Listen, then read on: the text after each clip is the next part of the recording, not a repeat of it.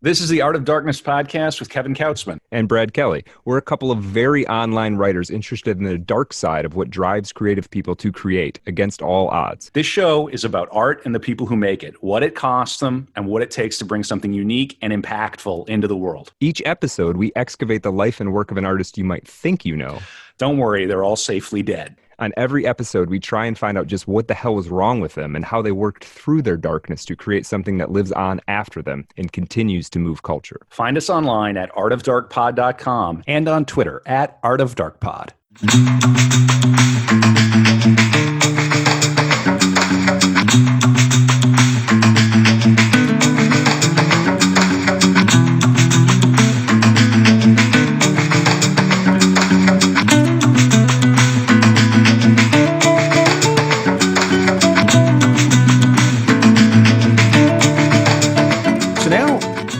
This time John gets into to art school. Here's something.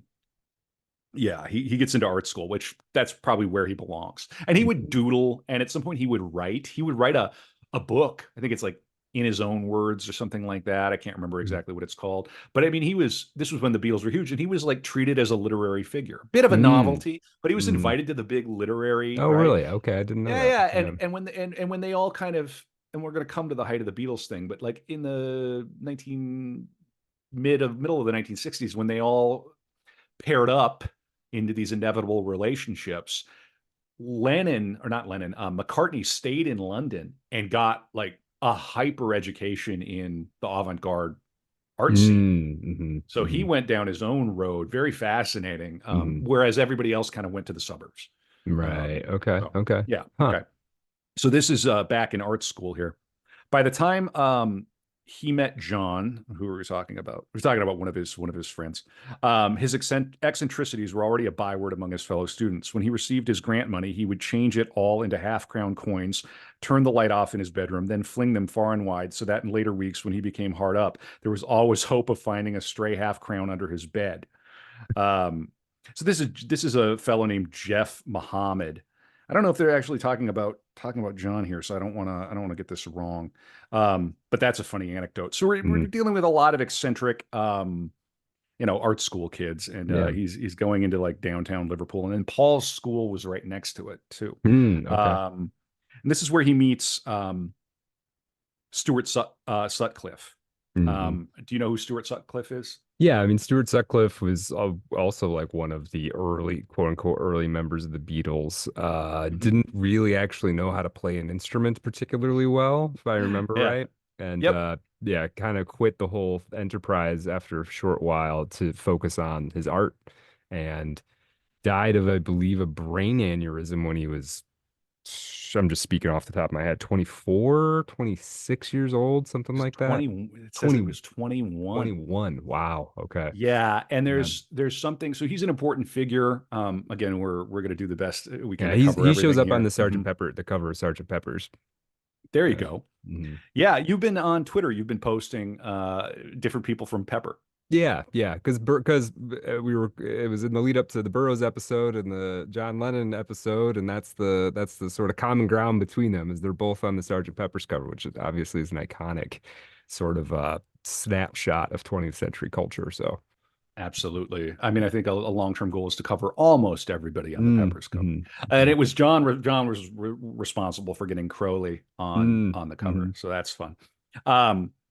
Just a little bit about Stu. It's important we talk about him. He was a Beatle. Technically was a Beatle. Pete Best was a Beatle. Stu Sutcliffe was a Beatle. There were 6 Beatles, right? And then Brian Epstein, who people call the 5th Beatle. Should maybe call him the 7th Beatle. Stu functioned on an altogether more grown-up level than John.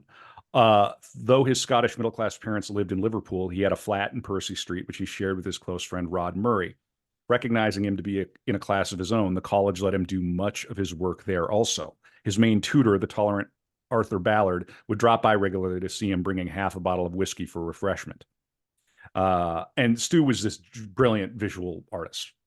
And to the degree where like people were like, why are you going to play? You're not even very good. Right. Why are you going to play music? Yeah. We read a little bit more about this time in college. John, in effect, led a double life at college, reflecting the two utterly different sides of his personality. For every drunken foray with Jeff Muhammad, there would be a long, serious talk with Stu Sutcliffe, together with Bill, Harry, and Rod Murray, or a tete-a-tete. In common with only a few visual artists, Stu could verbalize his aims and intentions and possessed intellectual curiosity outside his own field.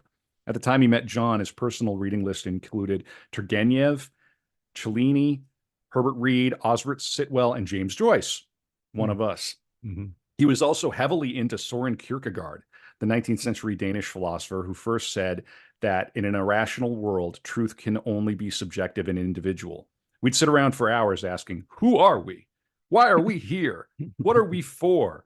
And thank God podcasts weren't there at that time, because they probably would have started podcasting and we wouldn't have had the Beatle. Bill remembers, or who knows? Yeah. Bill remembers it was from Stu that John first heard about Dadaism, the principle to be so spectacularly demonstrated by his future second wife, by Yoko Ono, that no subject matter is too shocking or absurd to deserve the name of art. Without Stu Sutcliffe, Arthur Ballard said, John wouldn't have known Dada from a donkey. All right. So he's making friends with people at art school. And it's a good thing that he got into art school, because that's kind of where John Lennon belonged. Yeah. Yeah. So here we go. We'll read a little bit about the Quarrymen and what they're up to. So he's got a little band together, right?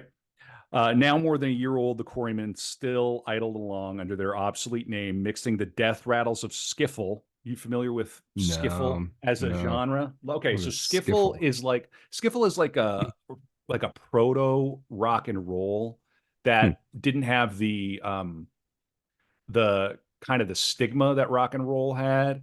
And it was big in in the UK for a period of time right before rock and roll really took over. They would play, I think they would play a washboard.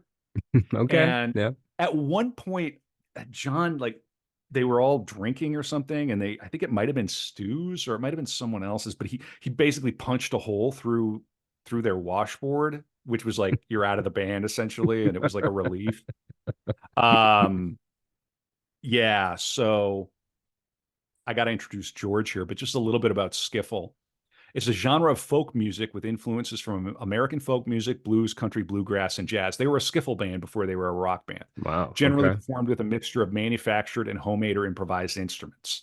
Originating as a form in the US in the first half of the 20th century, it became extremely popular in the UK in the 1950s. All right, so that's cultural appropriation from the Brits. Yeah, we can't allow that. Yeah, and then later there would be an invasion. Yeah. Can you believe it? All right. Okay, so, and we've got George here. The crucial defining mark of a rock combo was a lead guitarist playing instrumental breaks aside from the collective strum.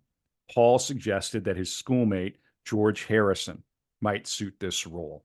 In contrast with the class ambiguities surrounding John, and to a lesser degree Paul, there was never any doubt about George's place in the social scale. His father, Harry, was a Liverpool Corporation bus driver, hardworking, respectable, and entirely comfortable with his station.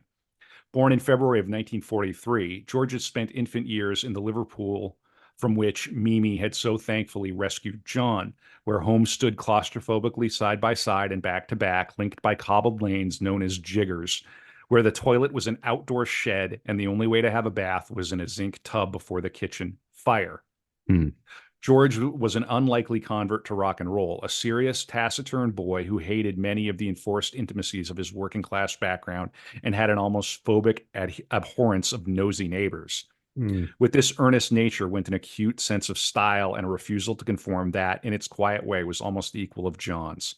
While other boy skifflers were content merely to strum in A or E, George applied himself to mastering the single string solos that more experienced players automatically assumed to be far out of reach. He also owned a spectacular guitar. And this is the point, like, I think their first drummer, it was like, he's got a great kit. Yeah, right. It's like one of those. It's like, he can't keep time, but he's got the equipment. Well, that when high school age, that is what defines a band, is do you have an instrument? Yeah, no doubt. Yeah. No doubt. Yeah, so long story short here, I mean, George was only 15 and it says here he looked barely old enough to be out alone at night. And they're playing gigs. They're playing gigs for money, like small money. But they're Hmm. playing little, pubs or whatever, and they're playing little events. And Cool. um, John was 2.5 years older than George. And the difference between being like going on 18 or being 15, it feels like a chasm. Yeah, Age it's gap. huge. Yeah, it's huge. Yeah, yeah, yeah.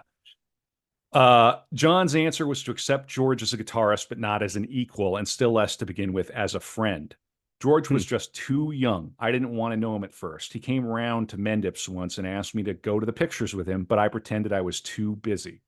Nor was it from John alone that snubs and belittlement had to be endured. On the occasion of George's first visit to Mendips, Aunt Mimi also happened to be there. Mimi had considered Paul McCartney a sufficiently unwelcome visitor from the Scouse accented netherworld. Unassuming little George with his bus driving dad, his spake council house, his Saturday job as a butcher's errand boy, above all, his unusually deep, adenoidal Liverpudlian voice could hardly have dismayed her more if he'd marched into the front hall and begun laying about its Royal Worcester and Coalport china with a hatchet. He's a real whacker, isn't he? She commented witheringly after he'd gone. You Well, always now, seem to what is like the difference between a whacker and a wanker? a Is wanker is somebody who masturbates. A whacker's low class. okay, okay, okay. All right, all right. So you Yeah, could it's be a both. you are almost probably certainly both. You'd be a 15-year-old wanker and a 15-year-old whacker. Okay, got it. And here's what Mimi says. And this is maybe not fair to Mimi. This is a little harsh on Mimi. This is just the culture, right? You always seem to like the low class types, don't you, John? Um, things we've touched on already. I mean, and look at how many of these I have left. Oh my God. I'm doing my best here. Two things we've already touched on is like Stuart Sutcliffe and the thing that would eventually kill him. There's talk in this that like John at one night beat the living shit out of him and kicked him in the head. And there some people were like, maybe John at some point might have felt responsible for that. Oh. John would get drunk. John was not a friend. John was a bad drunk. Yeah. Um, so I don't know. I'm just putting that out there. Then that's another one of those like, what's true, what's not. Did it ever really happen? Kind of a thing. Right, right, right. Um, and then Jeez. Can you imagine if yeah. that's true? Though? I mean, Oh my oof. God. Yeah, I just don't know. It's just so yeah, there's a lot. There's a lot to unpack. Okay, so the Quarrymen are out rocking and rolling. They're doing or well, actually they're out skiffling. Um Skiffling sounds like a game that was invented at the same time as pickleball, but just didn't get the popularity. Yeah. Right, Yeah. right. Pickleball, the fastest growing sport in America. Yeah. Skiffling, Yeah. the Yeah. slowest growing sport in Right, America. right. Join the skiffling Discord, please. We Yeah, beg you. please, please. There's there's five of We, us in there. Yeah. I've got I I need a printed partner. 10,000 skiffle manuals and I can't sell them. Whoever is behind the pickleball phenomenon, they crushed it. Yeah. Um, these things are always organic and then kind of not. Mm. Gonna Mm. try to blow past some stuff here. At as this was going on, Aunt Mimi has an affair with one of the boarders, like Ooh. 20 or 30 years her junior. Oh Oh. no, yeah, yeah. So Mimi, had a lover. This is this Fishwick fellow, Mm. um, half her age and only 8 years older than her nephew. Mm. Good, you know what? Good Hey, for you. Hey, aunties good. need love, Hey, you know? listen. Good for you, Mimi. All you need is Listen. love, Do everybody. do do do do do. All you need is love. Yeah, exactly, dude. Um, so yeah, so there you go. It happened. All right. So okay. So here's a major event that happens. Okay. Sunday, July 15th brought Merseyside warm, sunny weather that showed the woods, golf greens, and trim hedges of Woolton at their lushest. John, on vacation from college, was around the house in the morning, but as Fishwick remembers, drifted off later with some friends. Mimi's only visitor was Julia, who dropped in that afternoon for a cup of tea and a chat, as she inevitably did. It wasn't until late evening, past 9:30, that she left to catch her bus back to Allerton. The longest day of the year had been only 3 weeks earlier. Dusk was only just starting to fall. Julia's bus stop was in Menlove Avenue, about 200 yards from Mendip's front gate. On the other side of the busy two-lane road with no pedestrian crossing anywhere near, though a 30-mile-per-hour speed limit was in force. Usually, Mimi walked to the stop with her, but this evening she said she wouldn't if Julia didn't mind. That's all right. Don't worry, was the cheerful reply. I'll see you tomorrow. Just then, Nigel Wally turned up at the front gate looking for John, but John had not returned home all afternoon, and in fact was now over at Bloomfield Road, waiting for in Liverpudlians. I apologize, waiting for his mother's return. Julia explained this to Wallace, adding in her flirtatious way, "Never mind, you can walk me to the bus stop." Julia's a bit saucy. Mimi watched from the front door as they strolled off together, Nigel chuckling at some remarks of Julia's. They parted at the junction with Vale Road. Nigel turned right toward his home while Julia crossed Menlove Avenue's southbound lane to the median strip. This marked the route of the old tramway where John and his outlaws used to play their urchin games and was now grassed over and planted with a hedge. Julia stepped through the hedge and was halfway across the northbound lane when a bulky standard Vanguard sedan, registration number LKF 630, loomed out of the twilight. Nigel heard a screech of brakes and a thud and turned to see Julia's body thrown high in the air. Oh. The noise was loud enough to reach Mimi and Michael Fishwick in the kitchen at Mendip's, 200 yards away. We looked at each other and didn't say a word, Fishwick remembers. We both just ran like hell. They found Julia lying in the road with a stunned Nigel Wally kneeling beside her.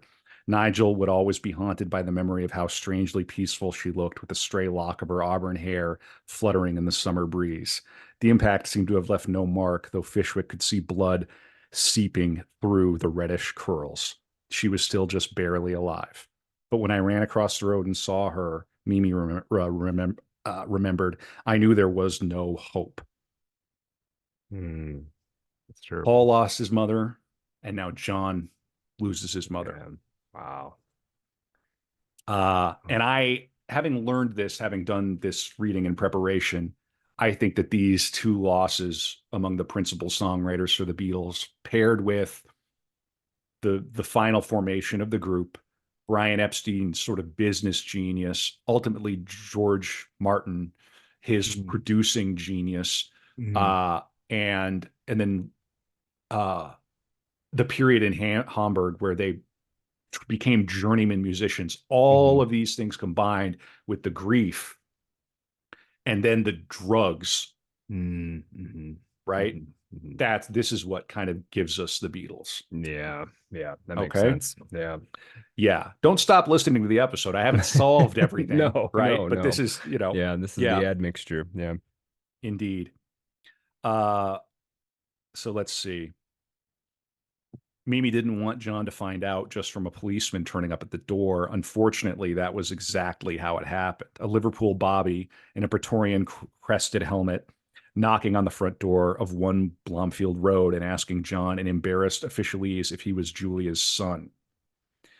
At this unspeakable moment, the only person with him was the member of his extended family he least cared about, Bobby Twitchy Dykins. Twitchy took it worse than me, John would recall.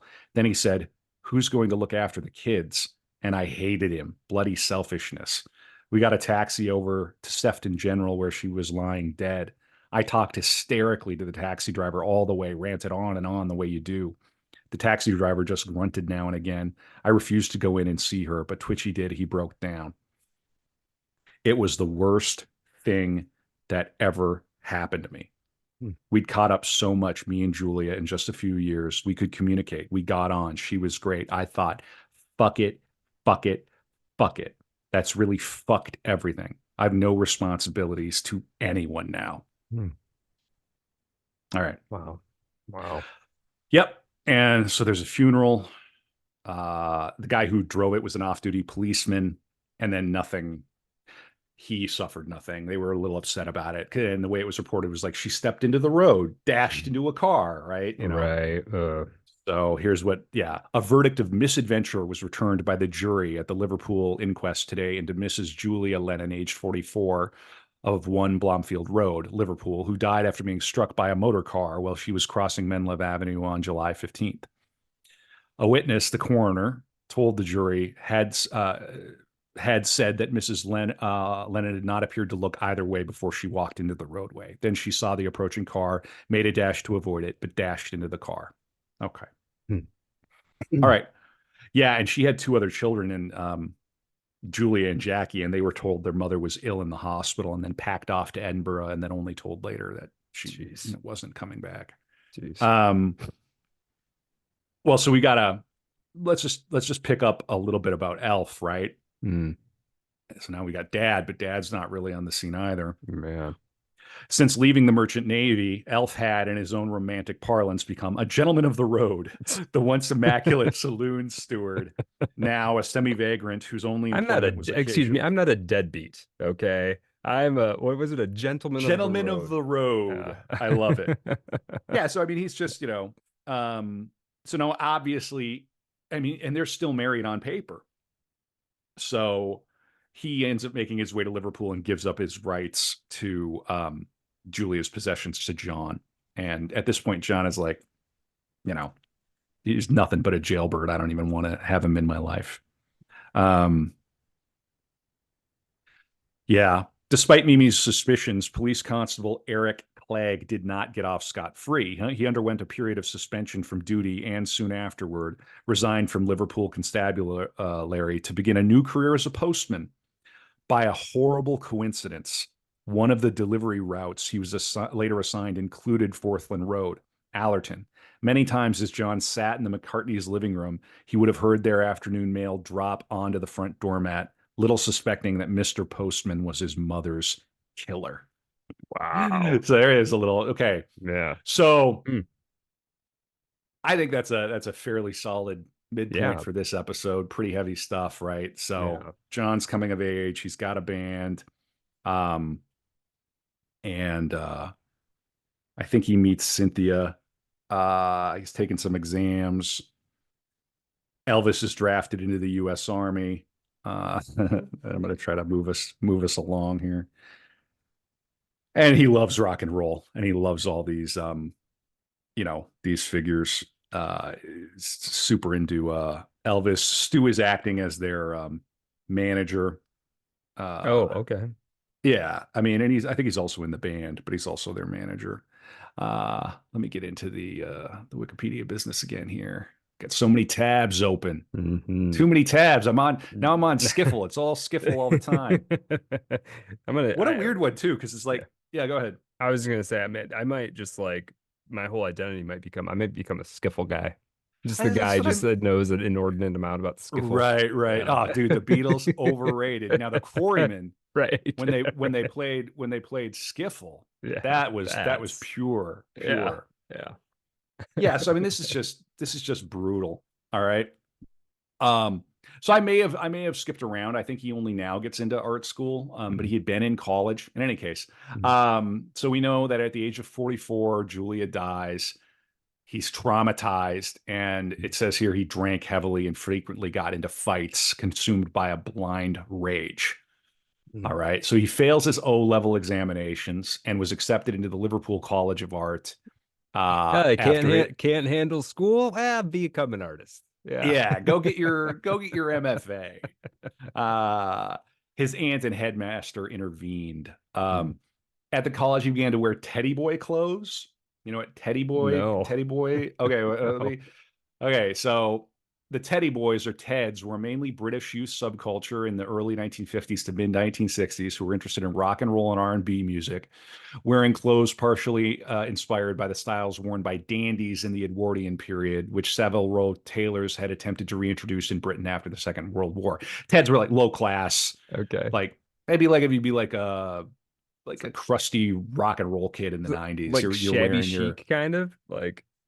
Yeah, and they would have to get they'd have to get their stuff custom tailored. They'd wear like thin pants. You can look up the Teddy Boy clothing, but it'd be like the equivalent of being like maybe not as bad as being a juggalo. Shout out to the juggalos. But you know what I mean? We're talking about, you know how it is, class and what you wear. It's a scene. Yeah, you're like, it'd be like being a goth You're Mm, like, okay, mhm, how much mm. you got the, I'm a teddy I'm a boy, teddy Dad. You'll boy. never understand me. Yeah, yeah, yeah. Yeah, yeah, You got the goth, you got the Hot Topic MasterCard. What are yeah. you doing? You know. I love Okay. that it's Edwardian fashion. There's something so funny about Well, I that. mean, and then of course you think about Pepper and what they Yeah, fashion was as big a part of the Beatles image as anything of else. You course. gotta Yeah. remember too, they were good looking kids. Like Yeah, they and would slay. every phase had like a signature style kind of, right? Like, Mm-hmm, yeah. mm-hmm, mm-hmm. Before Bowie, Hmm. right? They were aware of how important that was, and they would get cleaned up after Hamburg. Hamburg was like punk rock. Right, Like they were right. just like just playing for hours at a time and just Hmm. belting out the hit, playing other people's music, having to fill time, Hmm. all of it. Here's a little bit more from this period. John also took time for some shoplifting, finding the he takes a trip to the Netherlands, finding the unsuspicious Netherlands store owners absurdly easy victims after Walton and Liverpool 8. The haul he later showed to Pete Best, the first drummer of the Beatles, included jewelry, handkerchiefs, uh, and this is on their way. They're taking the band to Hamburg for this Okay. for this what would you even call it, for this job? Yeah. Not even right to call it a gig. Like It's like a they're the residency house or not residents, a even house that. band, Yeah. like the house band. Yeah. Yeah. Yeah. Um, yeah. So it's talking about how the culture shock when he first comes to Europe, like everything's totally different. Hmm. And it's a 2 day journey to get to from Liverpool to Hamburg. Hmm. Um, so let's see here. So he shows Pete Best what he stole, including jewelry, handkerchiefs, guitar strings, and a harmonica. Years later, when every detail of his early life was poured over by millions, the harmonica, thoughtlessly pocketed in a Dutch music shop, would cause many of his admirers pangs of vicarious guilt. Finally, a group of them resolved to set the matter right. Traveling to the Arnhem area, they found the same shop still in business and, to its owner's bewilderment, solemnly repaid the cost of the stolen instrument. Okay. Fun, right? Yeah. Okay, so now we're getting into the Hamburg days. Though the term still had to be coined, Hamburg's Reeperbahn was one of the world's earliest experiments in sex therapy.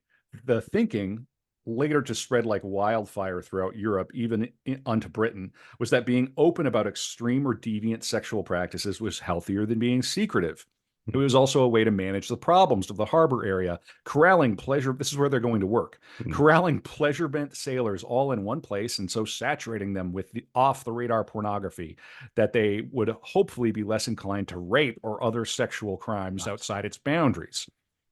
The district of St. Pauli, which includes the Reeperbahn, was a perfect location, handily close to the dockside and well away from Hamburg's swiftly rebuilt center and many respectable suburbs. Put the freaks over there. Yeah. Um, this supposedly untamed carnal frontier was, in effect, a department of City Hall governed by a mass of surprisingly straight laced rules and regulations and watched over by a large and zealous police force. Okay, their new employer, so he's got the Quarrymen together. I think they start calling themselves the Beatles here. Yeah. Hmm. Bruno Koschmider might have stepped straight from one of John's more fanciful cartoons. Aged about 50, he was a tiny man with an outsized head and wooden puppet face, topped off by an elaborate silver coiffure. Thanks to a war-disabled leg, he walked with a limp, thus instantly qualifying for the copious Lennon gallery of cripples. All right, so they get a tour of the Kaiser Keller Club, basically the Kaiser cellar, right? Hmm. Um, the Beatles. Okay, so let's see here.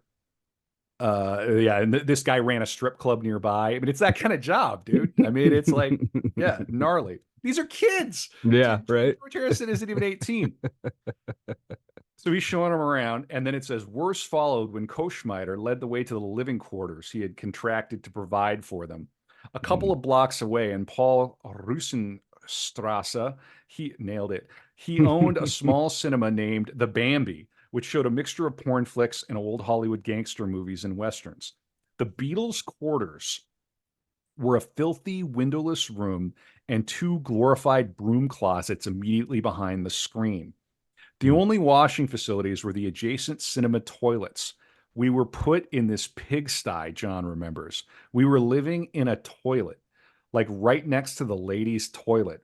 We'd go to bed late and be woken up next day to the sound of the cinema show and old German fraus pissing next door.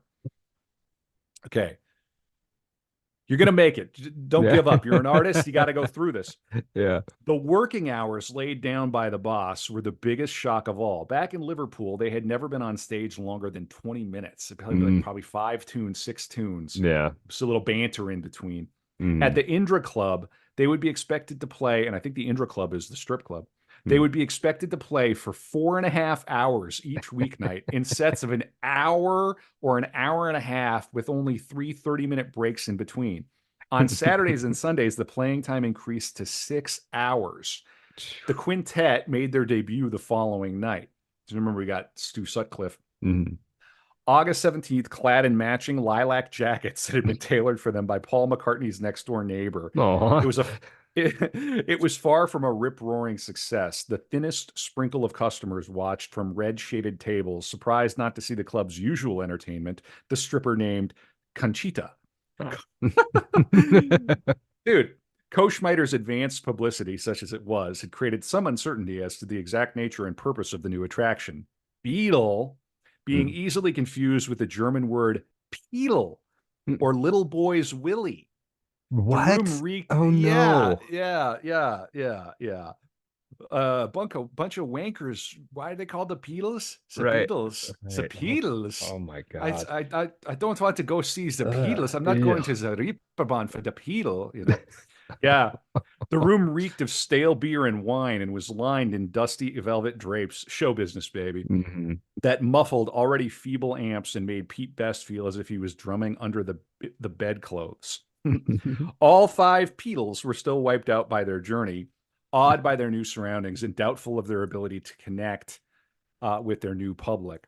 For the opening numbers, they stood as still and stiff-faced as lilac-tinted zombies, dismayed by their lack of animation, but unable to communicate in English. Koschmeiter shouted at them, "Mach Schau! Make a show!" A command, that might be the name of the episode. John Lennon mocks Schau. A command usually given to dilatory striptease artistes. So they're yelling stripper commands at the Beatles. Isn't this incredible, right? Like, you know Yeah. about the Hamburg days, but it's like, Yeah. what? Yeah. Yeah. Yeah, Yeah. yeah.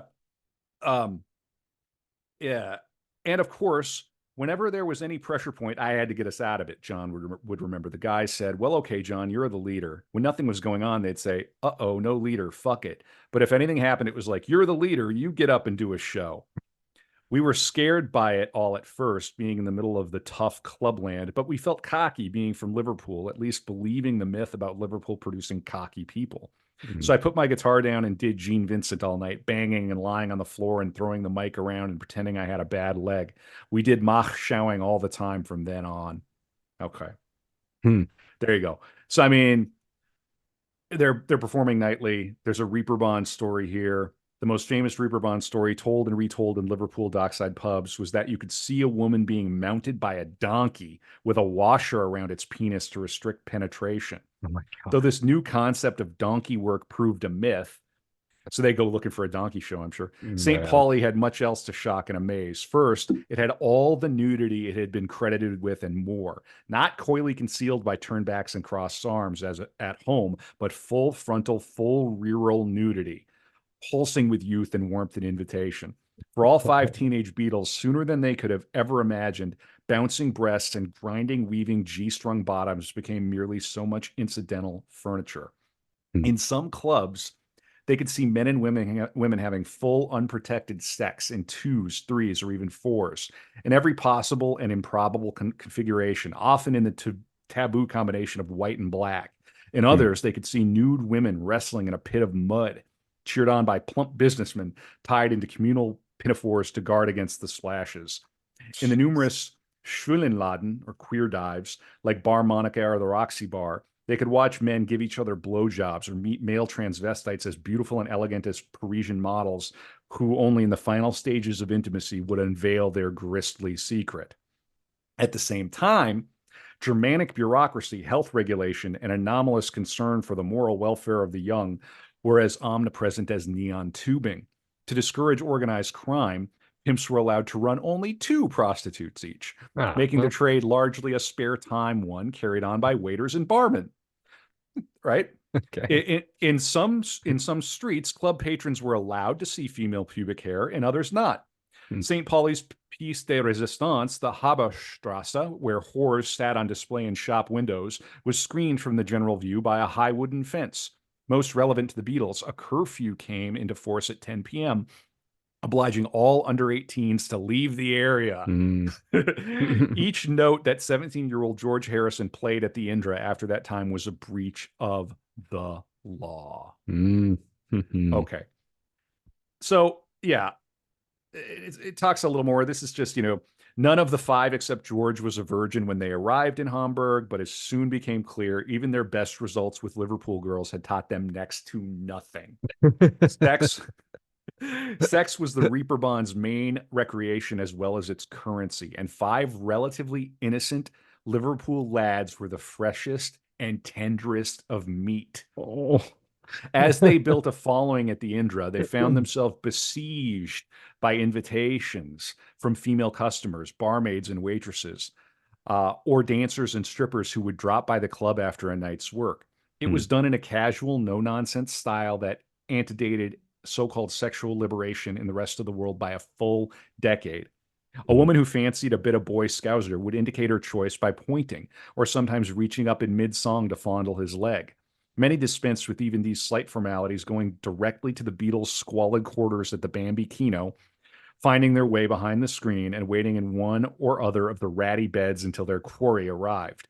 As mm. Pete Best later recalled, such encounters would often happen in pitch darkness, the girl not knowing which Beatle it was, and he Oh my never seeing gosh. her face. Oh my Hence the gosh. almost dehumanizing term muff diving that the Liverpudlians coined for them. Yeah.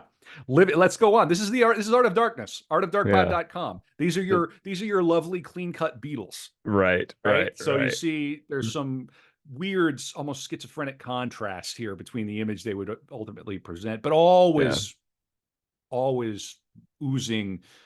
sexuality, like fresh sexuality, which is that's what they needed. They needed it in the Right, 60s because the right. world had kind of ended. The world had come to an end. Hmm. You're like wandering through this post-apocalyptic wasteland of Western Europe, and the Soviet Union is over there, and the whole world, I mean, nuclear paranoia. Like, Mm, uh, we all know kind of what was going on. Um, hmm. okay, living at such close quarters meant fucking at close quarters also. When George, yet this was the real Yellow Submarine. When George did finally lose his virginity, John, Paul, and Pete were all in the same room, Oh my and as he God. would recall, clapped and cheered at the end. Paul remembered that I'd walk in on John and see a little bottom going up and down and a girl underneath. It was perfectly normal. You'd go, "Oh shit, sorry," and back out of the room. Pete put the tie on the door or whatever. Right, right. Yeah. Pete Best, himself no mean sexual athlete, was amazed at John's capacity and that he still had enough libido left over to be a connoisseur of the Reaperbond's spectacular wank mags. All right. And Gosh. what do you think happens to John Lennon? John Lennon goes wild. While Mm. the other 4 all recognized the need for some caution and self control, he knocked back the cold yellow beer and gulped the tiny white Preludin tablets. They started doing amphetamines, Mm. Yeah, yeah. never bothering to keep count. Hmm. And these, whatever these are, uh, What's it can you called? look it up? Prelatin? Preludin, Prel Preludin. Apparently, you would take so much your eyes would start to bug out. Oh my Your eyes would go God. all buggy. Oh Uh, man. the lethal, eye-popping, thirst-inflaming mixture of pills and alcohol spurred him to even wilder onstage antics in the name of Mach Shao, limping and Yeah. lurching around in his demented parody of Gene Vincent at the Liverpool Boxing Stadium was only the beginning. He would jump up onto Paul's shoulders and cannon sideways into George or Stu and leap off the stage to land among the dancers on his knees or in a split. At unpredictable moments, he would stop singing and taunt his audience as fucking Nazis and Hitlerites, or with appropriate idiot grimaces and claw hand as German spazzies. Mm. Punk rock 25 years into the future would have nothing on this. All Mm. right. Did you look up Yeah, Preludin? Preludin. I Yeah. mean, it's basically, it's a what they call substituted amphetamine, so it's chemically related to amphetamine. Interestingly, the Beatles are mentioned in this article on Preludin or phenmetrazine, phenmetrazine. But here's another just interesting point. Jack Rubin said he was on phenmetrazine at the time he killed Lee Harvey Oswald. Ooh, okay. So Jack Ruby, yeah, another club owner, yeah, yeah, yeah. albeit in Dallas. Yeah, these club owners are getting sus. A Hmm. little sus. Yeah, kind of in the underworld Hmm. here. Okay, so let's see. Just a little bit here, a little bit more. Despite his countless new bedfellows, he suffered bouts of missing Cynthia and sent her regular edited accounts of his Hamburg life, marking the envelopes SWALK, sealed with a loving kiss, or Postman, Postman, don't be slow, I'm in love with sin, so go, man, go.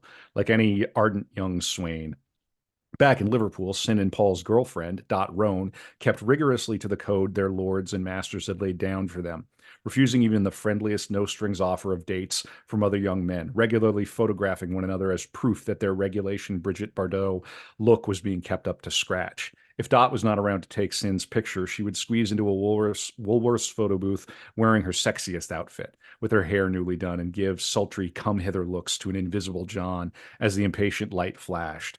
John responded with similar passport-sized snaps of his most deformed, hunchback poses and leering, spazzy grimaces.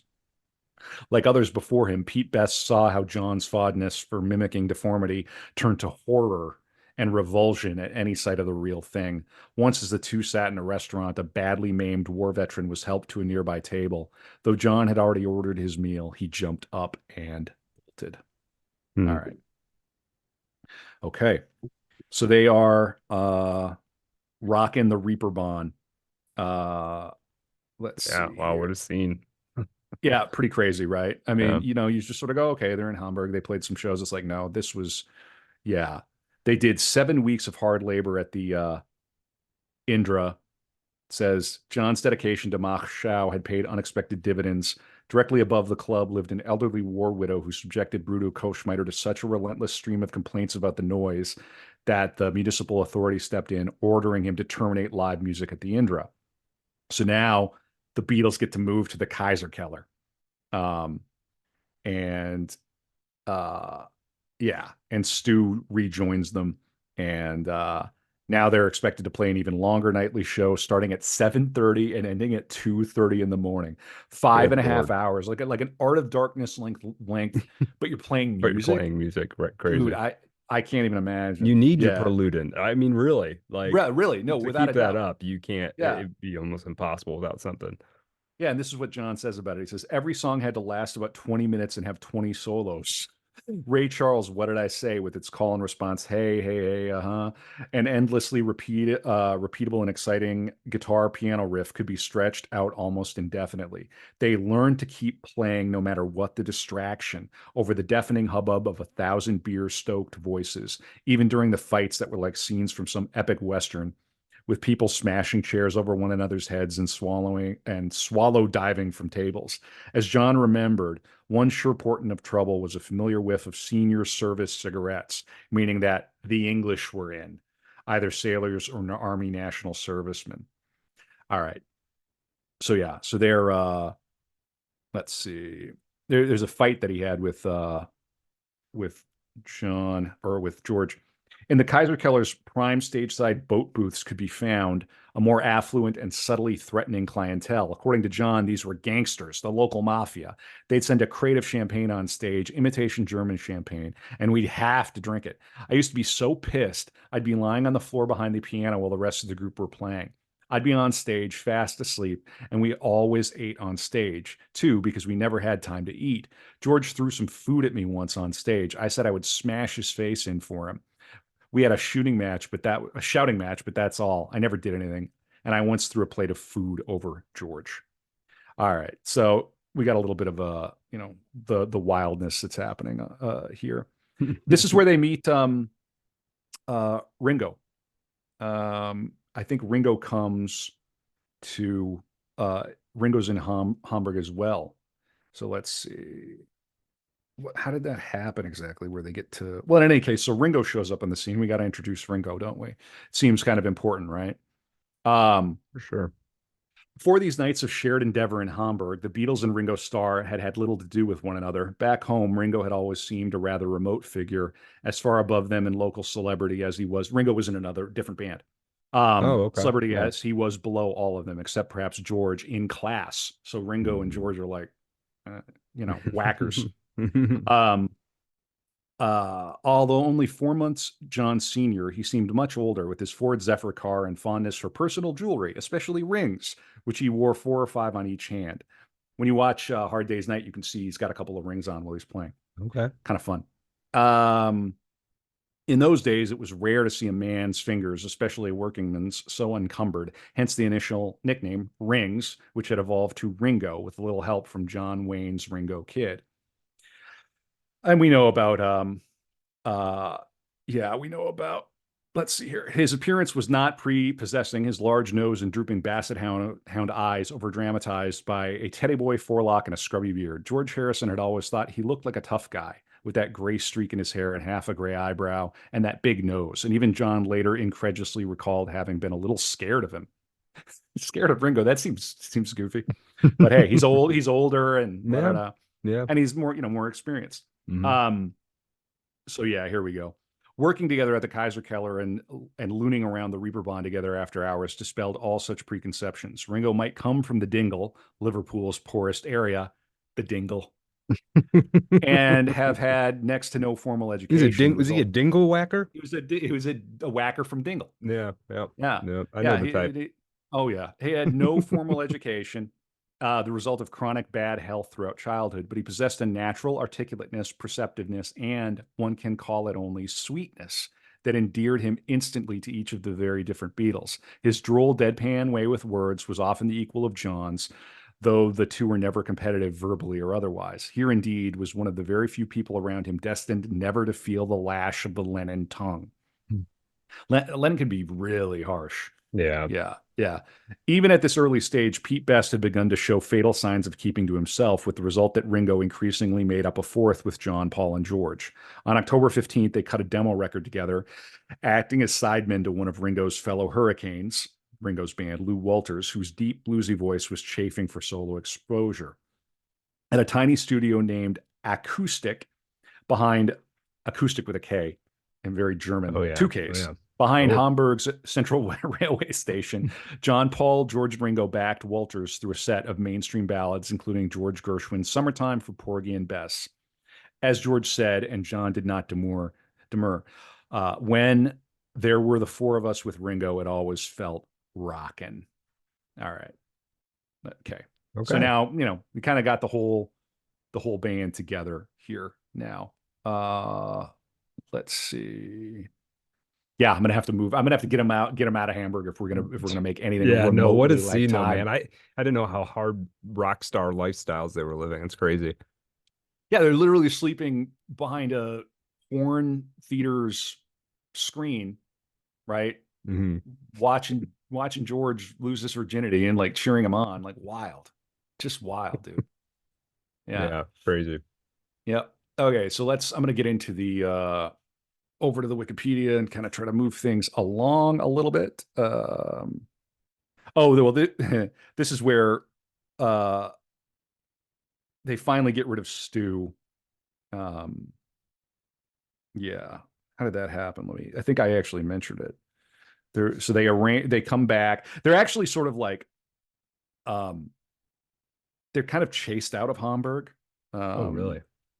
yeah, they get in trouble. I think they take, what ends up happening. I'll blow by it a little bit, but they, they get on the wrong side of their boss.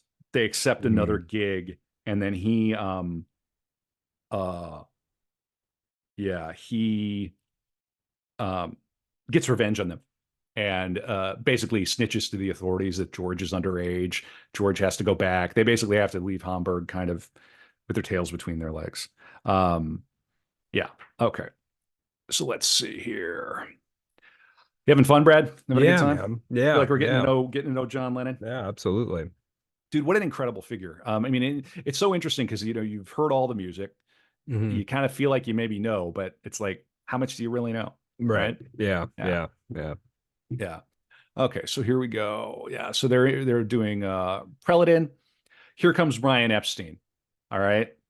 So do you know anything about Brian Epstein? Not really. I mean, other than he was kind of their business manager, right? And or whatever you would call it, and really Hmm.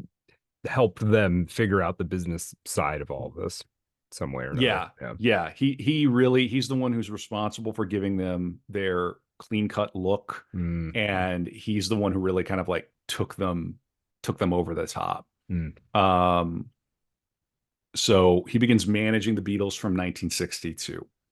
He's Jewish, gay, comes from a well-to-do family of retailers in mm. Liverpool, Okay. and he was in charge of a music shop and like a record store there. And there's a Mm. statue devoted to him now, I think, outside where the record store was. Oh, huh. Yeah, he had no previous experience managing artists, but he had a strong influence on the group's dress code and attitude on stage. Lennon initially resisted his attempts to encourage the band to present a professional appearance, but eventually complied, saying, "I'll wear a bloody balloon if somebody's going to pay me." Mm-hmm, mm-hmm. And there's a funny moment funny moment I flagged, but which I'm not sure we're gonna get to. But I want to mention it is like he would. There was a period where they really played up the Scouser accents. Mm. They really Okay. played up being regular guys from Liverpool, Sure. and Mimi would call him out. Mimi's like, John, you don't talk like that. And he goes, Mimi, this is what they want. Money, money, money. Yeah. That's what he Yeah. said. I mean, John, what's interesting about them too is because when they finally break out, and we're coming to it, where they finally get their number one hit, when it's finally happening, the assumption is going to be 6 weeks from now, this is over. You might get Right. one tour, maybe a couple of tours, maybe Right. tour the continent, and then maybe this is going to be over in 2 years. Yeah, this isn't going You to be a know, lifelong career that you're gonna. Yeah, yeah. yeah, this rock and roll thing, it's a flash in the pan, just like skiffle. This is Right. going away, Right. right? Yeah, Yeah. they didn't know, Yeah. and they became a part of its staying power. But I mean, they ended up on the other side of the equation, where by the time it was one, they quit touring in the middle of their career as the Beatles, which Yeah. we're going to come to, Mm-hmm. and two, like they finally were just like, this is too much. I can't do this anymore. They had like too much success. Mm-hmm. They had the opposite problem. Yeah. Which, hey, listen, you'll take it. Um, Right. okay, so McCartney then goes over to the bass. Sutcliffe, and I flagged a lot of this, but I'm going to blow by it. Sutcliffe decided he met a woman, and he Mm. decided to stay in Hamburg. Mm. Um, and he got back into his visual arts and everything. Yeah. Um, I mean, and honestly, at that point, like it sounds crazy. You're like, oh, could you imagine him quit the Beatles at that point? But if like you were actually in that situation, quitting might seem like the obvious thing to do. Like, what are we doing Absolutely. here? Yeah, I mean, he Yeah. he would he would stand facing away from the audience, Mm, and he was embarrassed. I mm, mean, so yeah, mhm, when they were in Hamburg, he learned German super fast too. This mm, guy was obviously some sort of a genius, some sort of a mm, brilliant person. He mm, met photographer Astrid Kirchherr, to whom he was later engaged. mm, After leaving the Beatles, he enrolled in the Hamburg College of Art, studying under future pop artist Eduardo Paolozzi, who later wrote a report stating that Sutcliffe was one of his best students. He earned other praise for his paintings, which mostly explored a style related to abstract expressionism. While studying in West Germany, he began suffering from intense headaches and experienced acute light sensitivity, had head pains. And in 1962, he was taken to a hospital and died from a brain hemorrhage. mm. So one of the first Beatles. I mean, he was the Yeah, first Beatle to die. I mean, you yeah, gotta. yeah, He's worth. He's important, and that was pretty devastating to John. That yeah. was another case of, oh, everybody dies. Mm, Um, mhm. yeah. So let's see here. His art's pretty good too. People should check it out. Mm, Yeah. right. Yeah. I'm gonna read a little bit about this to cover it. On the 13th of April, 1962, Kurt Chair met the group at the Hamburg airport, telling them that Sutcliffe had died a few days earlier. They go back to Hamburg. Mm, Sutcliffe's mother flew to Hamburg with Beatles manager Brian Epstein. I should say No relation, I think, and to the other to old Jeffrey, as far as I know. No, I don't think so. Yeah, it's Yeah. just one of those. It's a common name. A common surname, yeah. Yeah. And returned to Liverpool with her son's body. Sutcliffe's father did not hear of Stuart's death for 3 weeks as he was sailing to South America on a cruise ship. After his death, Kircher wrote a letter to his mother apologizing for being too ill to attend his funeral in Liverpool and saying how much she and Lennon missed him. Oh, Mom, Lennon, is in a terrible mood now. He just can't believe that darling Stuart never comes back. He's just crying his eyes out. John is marvelous to me. He says that he knows Stuart so much and he loves him so much that he can understand me. This is during a period where they would eventually make like a triumphant return to Hamburg. So they were kind of chased out, then they would come back. So now the cause of Sutcliffe's aneurysm is unknown, although authors of books on the Beatles have speculated it was caused by an earlier head injury. He may have been either kicked in the head or thrown headfirst against a brick wall during an attack outside Latham Hall after a performance in January of 1961. According to booking agent Alan Williams, Lennon and Best went to Sutcliffe's aid, fighting off his attackers before dragging him to safety. Sutcliffe sustained a fractured skull in the fight, and Lennon's little finger was broken. Jeez. Sutcliffe refused medical attention at the time and failed to keep an X-ray appointment at Sefton General Hospital. If you get a head injury, don't play around. I lost a buddy in New York during COVID who had a head injury and didn't go in because and he died like 3 or 4 days later. If you have bleeding in the brain or whatever, you gotta go get it checked. Yeah. Let's see here. Although Lennon did not attend nor send flowers to Sutcliffe's funeral, his second wife, Yoko Ono, recalled that Lennon mentioned Sutcliffe's name often, saying he was my alter ego, a spirit in his world, a guiding force. Okay, there you go. So we got to give Stuart Sutcliffe his due. All right, so let's keep moving along. They're back in Liverpool. They replay after the first trip to Hamburg. They replace Best with Ringo, and the way they do it is just they have Brian call Best to his record store and tell him and says you're out.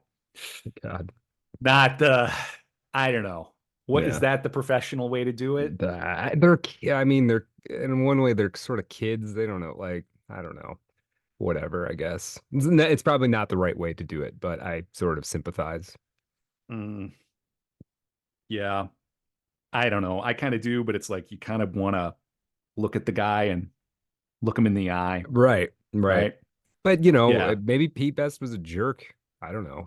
Well, I mean, it sounds like he wasn't that close to the band. He wasn't like I don't know. I don't want to talk smack about the guy who got kicked out of the Beatles. No, I mean, I'm not saying he was that. But it's just like that's the little subtleties of relationships. It's not working, and it was better with Ringo. Okay, what are you going to do? I want to give Brian a little more background here. For Brian Epstein, who would be their manager, for someone of his class and background, even to contemplate going into pop management was highly unusual. Managers of this era were, by definition, proletarian gamblers. It sounds like Art of Darkness listeners. Natural, we love you. We love all our listeners. Thank you so much. This is so exciting to go into year 4. You guys are great. If you made it this far in the episode, you're one of us. So yeah, I mean, they were the natural heirs to the door-to-door con men and street corner 3-card Monte tricksters. But Brian was already wealthy, sporting the tailor-made suits and driving the luxury cars of which every down-to-heel Mercy hustler dreamed. Thanks to public school education, so that'd be private school education, and his RADA training. You know about RADA? Not really. It's the Royal Academy of Dramatic Arts. It's like everybody, it would have been Kenneth Branagh and, oh my God, why can't I remember his name? The guy who played Hannibal Lecter. It's like that level of actor. They all come from. They all come from. Oh my God, why can't I remember his name? It's because I'm in Beatle mode. Right. Anthony Hopkins. Thank you. Yeah, it's like that level of actor. It's like the London training for actor. If you get into RADA,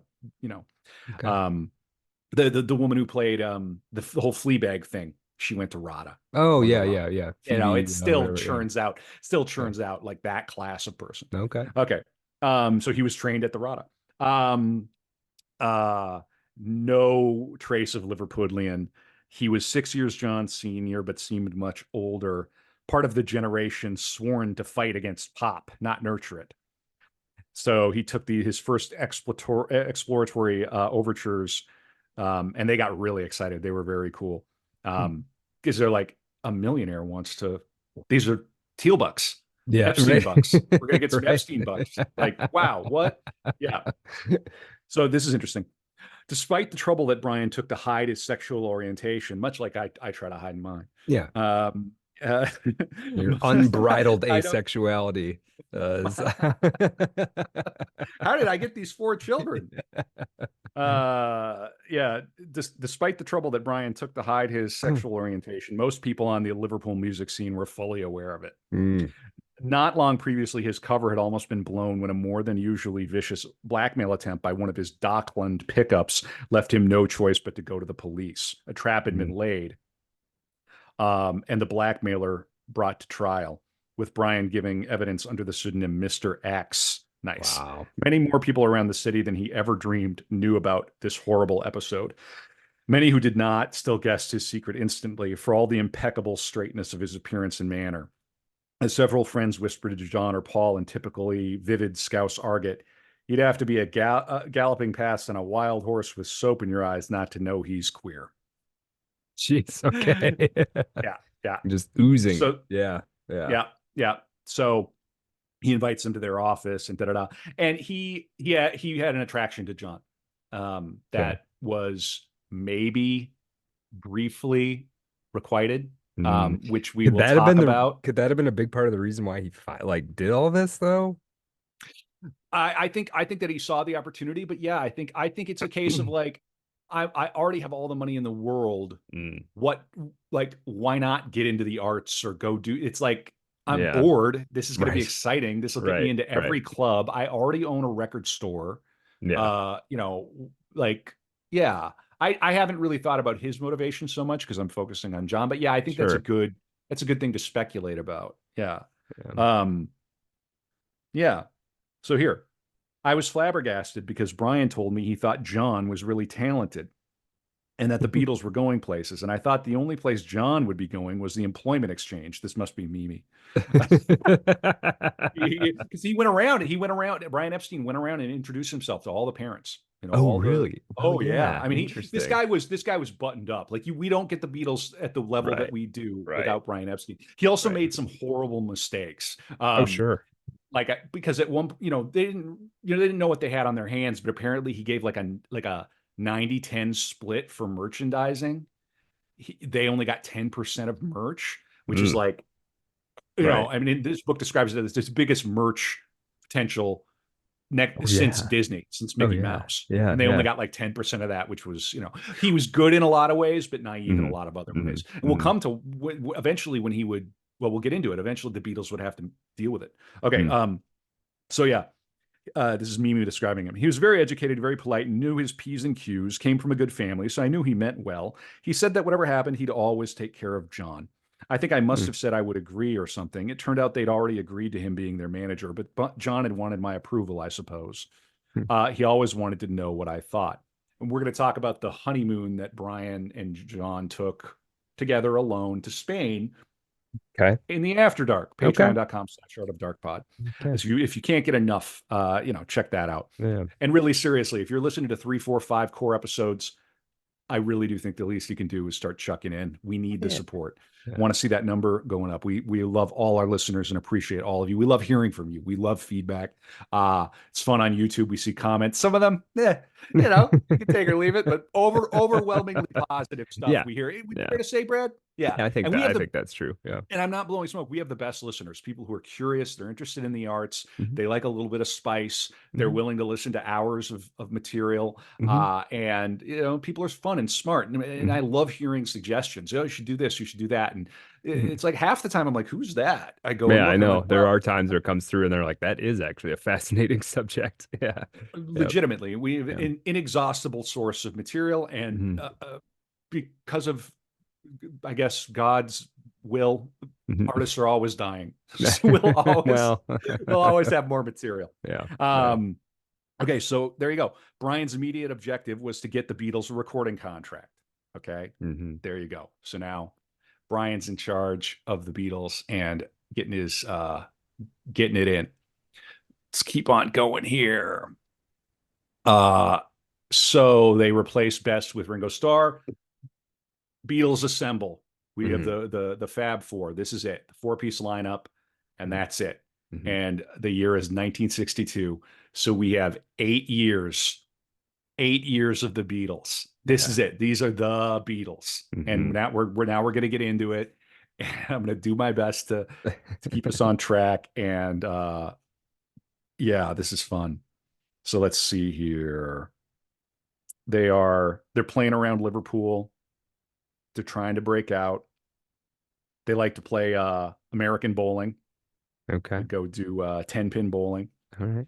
And Brian's treating them like a father figure. He's kind of being paternal. Mm. Um, and they had no idea what they were doing, Of course which not. is so fun because I mean, Yeah. like, yeah. Well, they get into a So point. They quickly gets them to a point where there's sort of no precedent for no, what there's they're nothing like doing. Yeah. absolutely, you know, and Yeah. they're breaking ground. Yeah, from Mm. really from and it's really from Rubber Soul, Mm. which they called that was the marijuana album, and Okay. then Revolver was the LSD album, Okay. and then Okay. after that it was the run from Rubber Soul to the end of their, you know, to the Get Back sessions. So Let It Be, and then the final thing they did, which was released before Let It Be to Abbey Road. It's the greatest run of songwriting and popular music that's ever happened. Sure. Yeah. Nobody's done a greater run. You've got Mm. next to them, you've got Pink Floyd, you've got Mm. um who else? Michael Jackson, Zeppelin. Yeah. Zepp, to a Yeah. degree, like maybe somebody like Kanye, but it's a Yeah. very, very, very Yeah. rare Yeah. ceiling up there. And Yeah, for sure. nobody's done more Mm. than them. Tay. Um yeah, Taylor. Can you tell we're Tay. trying to court the Taylor Swift fan Hey, base just a little bit? Yeah. Swifties. Our audience is overwhelmingly male, so if we Yeah. could get some Swifties on board, Yeah. That'd that be would great. really be awesome. Yeah. Um, so they end up getting introduced to George Martin, and I got to introduce George Martin.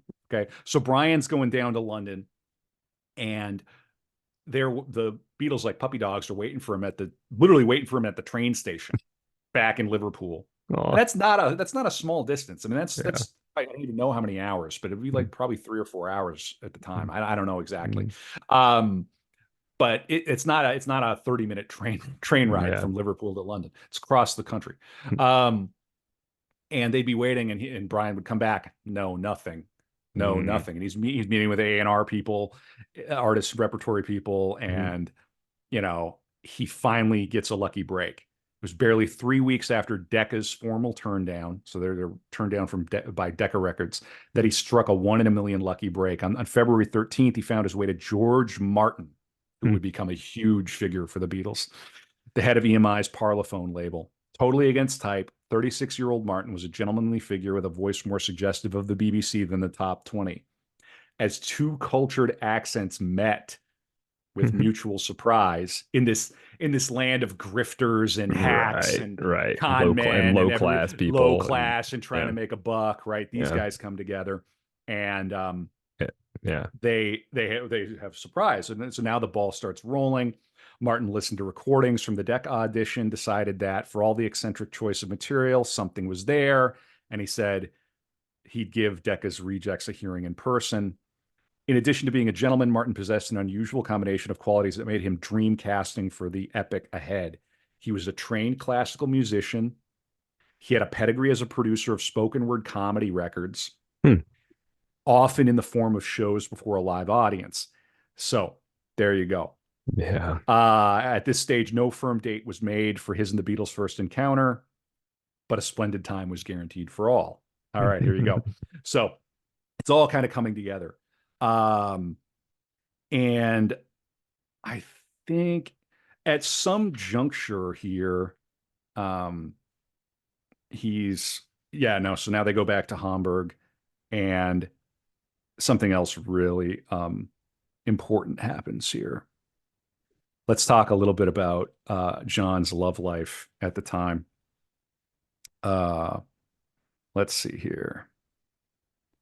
So he's got multiple girlfriends going on at the same time, and they're playing at a place called the Cavern in Liverpool, Hmm. right? Hmm. And he has Patricia and he has Cynthia. Mm. Patricia was 19 now, so no one could accuse him of cradle snatching. He invited her to a party at a mutual friend's flat, but when they arrived there, the place was empty. I asked John who was coming to the party. He said, just the two of us. And this would become a John Lennon move. Mm. Later, he would do something similar with Yoko, Mm. and she got really like offended. Mm. Like he had somebody drop them off and start setting up a bed or whatever. He just assumed like we're gonna get it Wow. going, Yeah, and then yeah. she got offended. Yoko Mm. Yoko came from a very famous Japanese family. I've heard Very this. Okay, yeah. yeah, very Yeah. interesting. So we'll come to that a little bit, but Yeah. this is a John Lennon move, and it was later that Yoko thought more about it. Apparently, she'd gone to Paris, and she was like, "Wait a minute, that was John Lennon. He can't go on a normal date." Right, right. So Yeah. her gears were spinning. In any case, so John had been doing that for a long time. All right. Um, the first night, she says John only kissed her, but at the next tryst, a couple of days later, she willingly lost her virginity. Whoops, where'd it go? I like that phrase "lost." Like, No. gotta find my keys here. Yeah, yeah. Maybe it Um, fell behind the nightstand. yeah, really. Yeah. So now they're spending nights together, and John is telling Cynthia he's writing songs at Paul's house. Mm. Okay. Mhm. When the evening gigs at the Cavern or elsewhere were over, they would rendezvous at Sue's flat in Prince's Road, which fortunately possessed a large spare bedroom. Since Paul was partial to Sue, as well as to several of Patricia's other friends, he too would often be having a sleepover there. George Harrison accepted the situation less easily, making Patricia wonder if he might also have had designs on her. When George found out about John and me, he took it really badly. In fact, he slapped my face. Oh. So the routine seldom varied. John would always light a candle, then he'd put on a fresh packet of chewing gum under his pillow. I'd thought he'd be like he was on stage, although, and don't care, but he was incredibly thoughtful, all tough and don't care, but he was incredibly thoughtful and gentle and romantic. He was the Hmm. first fellow I'd ever known who kissed my eyes. He'd sometimes put my face between both hands and run his fingers over my skin as if he was a blind person. Some lads, when they kissed you, they'd suck you in and spit you out, and it was horrible. But John was always the best kisser I'd ever met. Okay. Hmm. To Patricia, as to few others, especially women, he would sometimes reveal the lack of confidence behind his attention grabbing, wisecracking stage persona.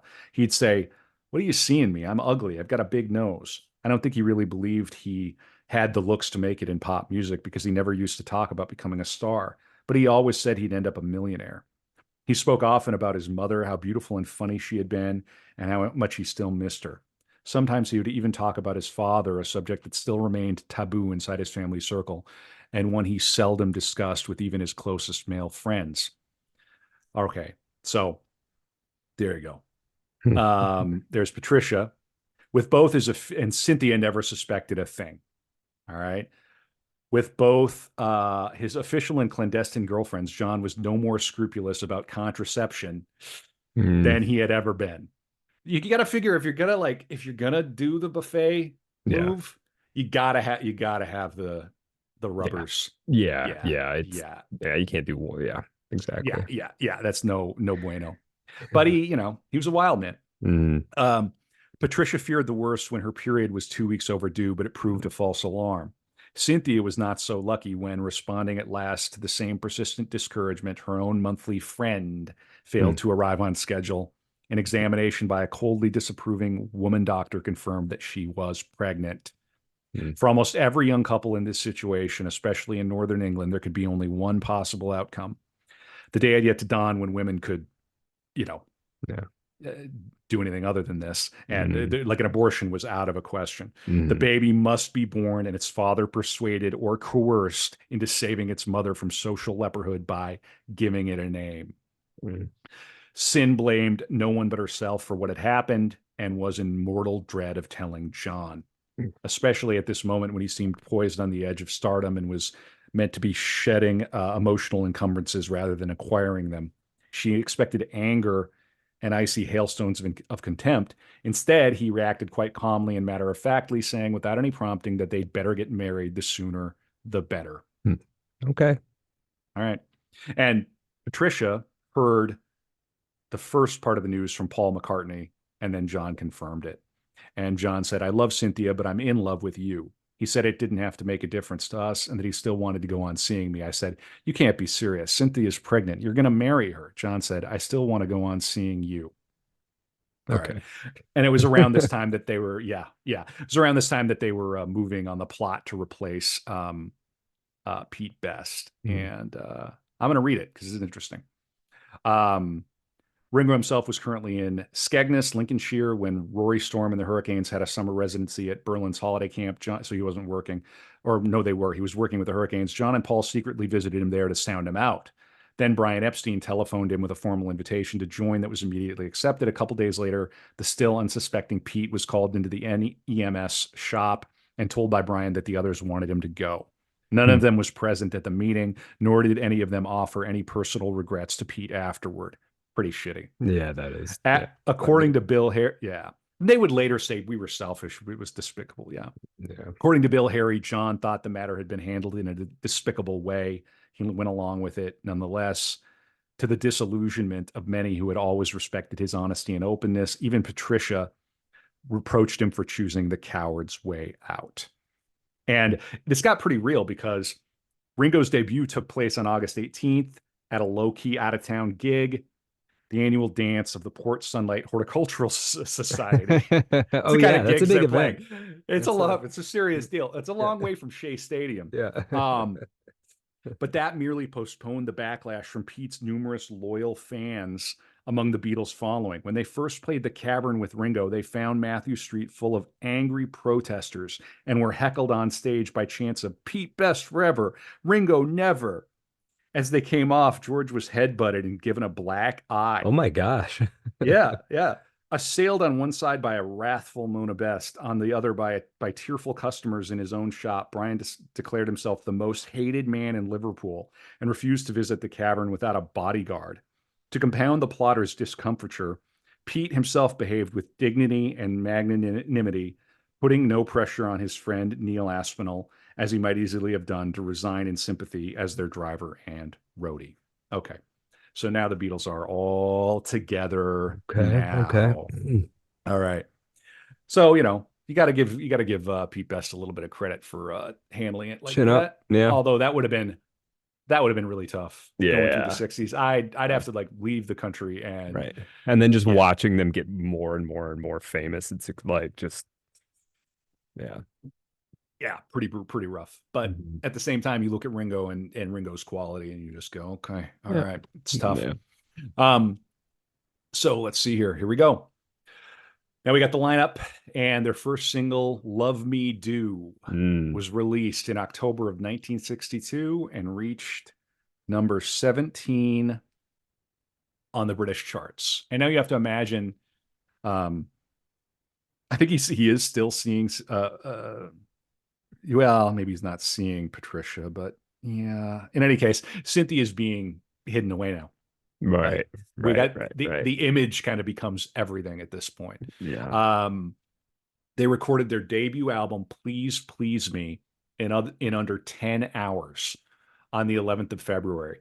And this is the one with Twist and Shout at the end. And Oh, that was okay. recorded at the end. Um, it was in the top 10 for over a year, which was a record for a debut album that stood for half a century. Wow. So from Jump, Yeah. it's, I mean, listen to this, and this was recorded at Abbey Road in Studio Two. I mean, let's look at the track listing. I saw her standing there, Misery, Anna, Chains, Boys, Ask Me Why, Please Please Me, Love Me Do, P.S. I Love You, Baby It's You, Do You Want to Know a Secret, A Taste of Honey, There's a Place, and then Twist and Shout. And people say that scream on Twist and Shout changed everything. Yeah. I'm going to read a little bit about that. That came out. John gave the lead vocals, and he initially felt ashamed. He Oh, said, really? because I could sing better than that, but now it doesn't bother me. You can hear that I'm just a frantic guy doing his best. Mm. A second take was attempted, but Lennon had nothing left due to a hoarse voice, and it was abandoned. Hmm. And the Beatles version of Twist and Shout has been called the most famous single take in rock history. Hmm. Um, So there you go. If you listen to anything coming off this episode, I encourage you to listen to Rubber Soul, but before you do, listen to Twist and Shout. Twist and Shout, Rubber Soul, then listen to Hey Jude. Yeah. Yeah. And really what you should do is you should listen to everything from Rubber Soul through to the end. That is a Mm, good thing to do. hmm All right, cool. So the Lennon-McCartney songwriting partnership yielded 8 of its 14 tracks. So they've got 6 covers, 8 originals, with a few exceptions, one being the album title itself. Lennon had yet to bring his love of wordplay to bear on his song lyrics, saying, "We were just writing songs, pop songs, with no more thought of them than that to create a sound." And the words were almost irrelevant. In a 1987 interview, McCartney said that the other Beatles idolized Lennon. He was like our own little Elvis. We all looked up to John. He was older and he was very much the leader. He was the quickest wit and the smartest. All right. Another one of the After Dark things we're going to go into is a little more of the specifics around Beatlemania. I found a link to something. It's like 50 crazy things that Beatles fans did. And Okay. David Lynch actually shows up Oh, in that. really? So if you want to hear about that, patreon.com/art of dark pod after the fact. But this is where it starts to kick off in the UK. They agree on this songwriting partnership. Here's a little funny thing. It's around this time that Mersey Beat kicks off, which is the magazine, about Mersey Okay. Beat. No, I It don't was it think was like so. this was like there was a sound. It was the Liverpool sound, and Okay. Liverpool is Merseyside, and Mersey's I Oh, think the oh. river. Yeah. And so Mersey Beat comes out, and now um, there's popular press, and he does one of these things. Let me see here. They end up going on television too. Hmm. Yeah, and this is a little bit of banter between him and Ringo that I want to read that I think is so funny. Um, let's see. John. Okay, Ringo in the distance. All right, John, can you hear me? John to Matthew, the host. Can you hear him? Matthew, not really. I hope not. John in whisper as if Ringo is a geriatric patient. We've brought you the flowers. Ringo, oh, good. John, and the grapes.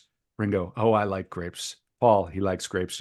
John, Brian's nose is peeling, listeners. So, I mean, it's just, they're so funny, so witty, so charming, Yeah. hamming it up. Yeah. And Yeah. they become like a Liverpudlian, they become hometown heroes in Liverpool. Oh, And then I can ultimately, imagine. Yeah. ultimately for the UK, they become almost like ambassadors when hmm they finally go over to the United States. hmm It's you know, they're like emissaries from the United Kingdom. Um, so let's see here. I want to, yeah, I mean, and Brian Epstein starts to manage other bands, and basically, Hmm. you know, these music. It was like grunge. It was like grunge Seattle. You totally one and the Yep. same. There was a Yeah. sound that came out of Liverpool. All right, so Yeah. this is something that he did. A time-honored format for covering beat groups in music papers were lifelines or biographical questionnaires that each member filled in himself. The accepted tone was a mixture of earnestness in the boxes about musical taste and influences and flippancy in the personal ones. John's lifelines, as circulated by Tony Barrow, set a new standard in both categories. So here's John's answers to sort of all the girls, all the girlies, all the young, the lads and lassies who want to know about John Lennon. Right. Definitely not married. Definitely doesn't have Right. have a child. Right. So Cynthia at some point gives birth to Julian Lennon. hmm Julian Lennon is okay. Okay, we'll talk about it. Okay, Yeah. these are the lifelines. Height 5'11", weight 11'5", 159 pounds. Color of hair brown. Color of eyes brown. Brothers sisters no. Age entered show business 20. Hobbies writing songs, poems, and plays. Girls painting, TV, meeting people. Favorite singers Shirelles, Miracles, Chuck Jackson, Benny King. Favorite actors Robert Mitchum, Peter Sellers. Favorite actresses Juliette Greco, Sophia Loren. Favorite foods curry and jelly. Favorite drinks whiskey and tea. Favorite car bus. Favorite clothes Sombra. Favorite big band Quincy Jones. Favorite instrumentalist Sonny Terry. Favorite composer Luther Dixon. Likes blondes, leather. Dislikes stupid people. Tastes in music R&B, gospel. Personal ambition to write musical. Professional ambition to Huh. be rich and famous. Ah, yes. Um, and that's the rich and famous thing is what kind of I mean, Chapman was a lunatic. You can't make any excuses for Chapman, but Chapman thought that Lennon was a phony. That was Chapman's own Mm, estimation. He's like, how can this guy, talking about Chapman, who would eventually assassinate him in yeah, 1980, yeah, Chapman was like, how can this guy claim to be, imagine all the people and, no possessions, and then living in a pen, whatever, living in the Dakota building and driving around a Rolls Royce. He felt like John was a hypocrite. yeah. Well, that's a fair criticism, but not uh a good right response to it. Let's say. I mean, obviously, you can make no excuses for it. And Yeah, I think when you yeah, know John's background, it's sort of like, what are you going to do? You're going to take this away from this guy who right, changed popular music forever? I mean, right, what's he supposed to sing and write about? He's supposed to sing and write about his Rolls Royce. I mean, right, what do right, you know? right, Yeah. right. So, yeah, interesting. So yeah, let's see. So at this point, in April at Liverpool's Sefton General, Cynthia Lennon gives birth to an 8-pound boy. The delivery was a tricky one, as the umbilical cord was found to be partially wrapped around the baby's neck. John was still on the road with Tommy Rowe and Chris Montez and did not manage to get to the hospital until a week later. By this time, local Beatles fans had received seismic intelligence of the event and were staking out the front entrance. So now we're Hmm. getting into the Beatlemania craziness. John has a baby. It's in this hospital. We're going to stake this out. Yeah. Um, Yeah, John had to be smuggled through a service door in disguise. Unfortunately, Cynthia had been given a room with a glass partition looking on to the main maternity ward. John's reunion with his exhausted and still pain-racked young wife and first meeting with his newborn son thus took place before a grinning audience of patients and nurses. The baby was named, he's famed, like household name now in the UK, certainly in Right, Liverpool. Yeah. right, right. The baby was named John Charles Julian after his father, his maternal grandfather, and indirectly John's mother, Julia. In fact, he was always to be known as Julian. All right. Mm-hmm. Brian Epstein immediately volunteered himself as godfather despite the religious complications. So, and John was just not, he just, he just wasn't there. And this is right around the time where he takes a 10-day trip um, with Brian, which we'll talk about a little more. I'm going to just read a little bit of this. Their 10-day trip is passed into legend as the point when Brian finally came clean about his alleged homosexual passion for John, Oh boy. and when John may fleetingly have reciprocated it. Oh boy. Whether or not one accepts that interpretation, the whole episode was bizarre in the extreme. Whatever Brian's private feelings, it was an inexplicable step out of his normally shy and decorous character, especially at a moment when John's first duty was so obviously to Cynthia and their newborn son, Brian's Yeah. godchild. And John himself clearly needed little persuading, despite the furor it was bound to cause. Cynthia had had a baby and the holiday was planned, but I wasn't going to break the holiday for a baby, he would recall. I just thought what a bastard I was and went. Okay. Mm, So not the nicest thing to do. no. So now, uh, some believe that there was a different agenda behind this. Bill Harry Merseybeat's founding editor, who knew both John and Brian well at this time, speculates that Brian felt that to maximize the Beatles' teen appeal, Paul would have to be given the greater prominence on stage. He wanted to change them from John's group into Paul's group. Mm. So he took John away to Spain so that they could have some privacy. Well, he explained the whole thing to him. Now, is this Paul because Paul's like cuter? Paul's probably more accessible and unmarried. Oh yeah, yeah. Okay. And Yeah, we yeah. got to Yep. put him forward Right, right, because right. he's somebody you can have, right? Right, right, Yeah, right. because they're selling the dream. Right, Love right. me do, Mm-hmm. love Yeah. me do. No, I mean Like it's the yeah, same pattern in the boy bands that they exist to this day. Yeah. yep, yep. So Paul McCartney too has come to believe the holiday had a political rather than sexual motive, but one dictated more by John than Brian. John was a smart cookie. Brian was gay, and John saw his opportunity to impress on Mr. Epstein, who was boss of the group. He wanted Brian to know whom he should listen to. Okay, so there's Mm, lots of speculation about this. Interesting stuff. mm. Um, all right, so 1963, he's on tour when Julian's born in April. Wow. During their royal variety show, where you're performing for royalty, which is attended by the Queen Mother and other British royalty, Lennon poked fun at the audience. Mm. For our next song, I'd like to ask for your help. For the people in the cheaper seats, clap your hands, and the rest of you, if you'll just rattle your jewelry. Okay. Yeah, that's Now good. we're coming up to real proper Beatlemania. Mhm. Let's see here. There's an incident that happens here that I want to get to, um, that relates to the honeymoon.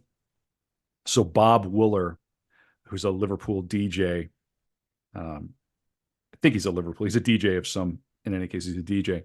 He comes up to John at a party. Oh no, he's a DJ for the Cavern Club, Mm. and he makes a teasing reference to his and Brian's recent Spanish honeymoon. John reacted with an unthinking fury he Oh had boy. seldom shown even in Hamburg, punching Wooler repeatedly around the face and body. Alcohol undoubtedly took Wooler's gift for the Mott just a step too far, but it was still an extraordinary assault on one of the Beatles' greatest allies. And this guy, I love the Beatles. Now John Lennon's beating the shit out of you, as well as on an older and much weaker man. John later claimed to have been out of my mind with drink. Bob was saying, "Come on, John, tell me about you and Brian. We all know. You know, when you're 21, you want to be a man. If someone said it now, I wouldn't give a shit, but I was beating the shit out of him. Wow. And for the first time, I thought, I can kill this guy. I just saw it like on a screen. If I hit him one more time, that's going to be it." This is at Paul's Wow. 21st birthday party. And so the party's ruined. The Beatles' future Mm. might have been ruined. Mhm. Um, so like, and if this had popped up, I mean, it would have been like, you know, really, really devastating. They had Yeah. John saying, "We had a BBC appointment in London and I wouldn't come. Brian was pleading with me to go, and I was saying I'm not. I was so afraid of nearly killing Wooler." Wooler, who had suffered bruised ribs and a black eye, was dissuaded from suing for assault by an ex gratia payment of £200 and a contrite telegram sent by Brian in John's name. "Really sorry, Bob. Terribly worried to realize what I had done. Stop. What more can I say?" The attack had far greater psychological effect on a shy, vulnerable character into whose life John and the others had brought the only genuinely bright spot. To the end of his life, he would never quite get over it. You imagine, like, John Lennon beat the shit out of me. And he's like, every time you hear the Beatles come on, you just got Yeah, to kind of yeah, be like, yeah. "Oh, Love me no." do. Yeah. All you need is love. Like, oh, God. All you need is love. Jaw still clicks You after. just start to, yeah, some real MKL. You want to talk about the Tavistock Yeah. Institute? Here we are. So they didn't suppress the story. They released a story saying Beatle in brawl. Sorry, I socked you. So that's just a great moment of like the reality Yeah. versus what was really happening. Right. I mean, this Right. was sex, drugs, rock and roll, gay Yeah. affairs, beating Yeah. the shit out of DJs, Yeah. hookers, prostitutes, Right. transvestites in Hamburg, Yeah. pregnant girlfriend on the other side of town, stealing each other's girls, Mhm. sleeping in the same room. Like, this was as hard as it gets, like in Yeah. a lot of Yeah. ways. And then Yeah. eventually he would end up doing heroin. He would have to get Mhm. clean from heroin. He's gonna so yeah, Mhm. okay. Mhm. Mhm. All right, okay. Yeah. So just hopefully that we're giving you That's great. the Yeah, impression of no, I what's didn't. actually going on. You didn't realize. I didn't realize that there was this kind of edge, especially Mm. to their early career. Oh yeah, no doubt. Yeah. Um, this next section of the book is called "A Genius of the Lower Crust," which I think is like great. Um, I skipped over this thing from the other book, the Beatles, that includes a little bit about John and Paul's early songwriting. I wanna read this because I think this is very important, and this is from earlier in the career. Um, and there's still the Quarrymen at this point, so this is about their early days songwriting. The two boys spent part of every day together talking about music. Often after school or on the errant day off, John would invite Paul back to his house in Woolton, where they would hole up in the tiny front bedroom smoking and playing records.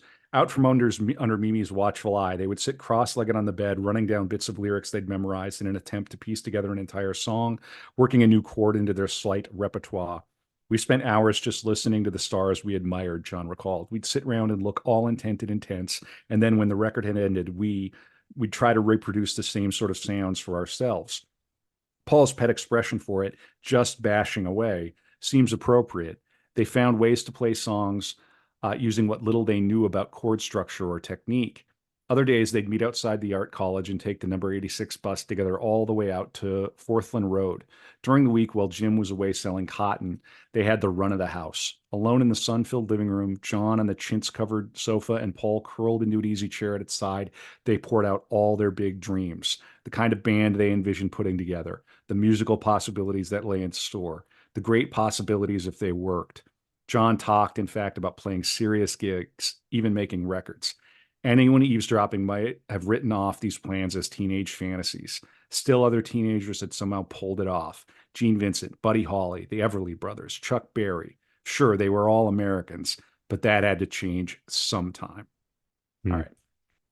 So knowing what we know now, it's kind of an interesting little sweet aside for sure.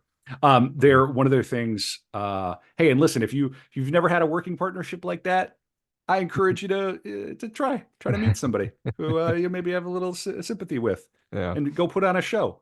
Yeah. Try It's it. fun to give it a try. You get a lot out of it. Yeah. You'll learn a lot about yourself working with other people. Indeed. Their trick was if they wrote something and they could remember it the next day. Oh, They really? knew Okay. that was their trick. Huh. That they knew they That's had a something. good metric, it seems like. Yeah. Yeah, It means it's catchy, right? It's right. basic. Yeah. They wrote some catchy tunes. All right. So after a year of Beatlemania in the UK, the group's historic February 1964 US debut appearance on The Ed Sullivan Show marked their breakthrough to international stardom. So it was, there'd never really been anything like this. Maybe Elvis, but even that, never quite like this. And I think he's having affairs here. Yeah. They've moved themselves to London. And he has a closely guarded secret address. And they had to move to London in order to kind of like be around everything. So they go do the Royal Variety Show, which I mentioned. They've grown their hair out long, and they're starting to make a splash. Here it is. This chapter is called The Big Bang. We knew we would wipe you out if we could just get a grip. On the cold, snow-flecked afternoon of February 7th, 1964, the Beatles' Pan Am jet touched down in New York before a crowd of ecstatic humanity such as had never greeted any foreigner setting foot on American soil. It was an airport seen as jubilant in its way as epoch-making as Charles Lindbergh's arrival in Le Bourget after the first solo Atlantic flight, or Neville Chamberlain's Peace in Our Time return from Munich. For millions of young Americans, it would be the moment when the 60s finally got going in earnest. What tends to be forgotten is how dumbfounded the Beatles themselves were by their reception.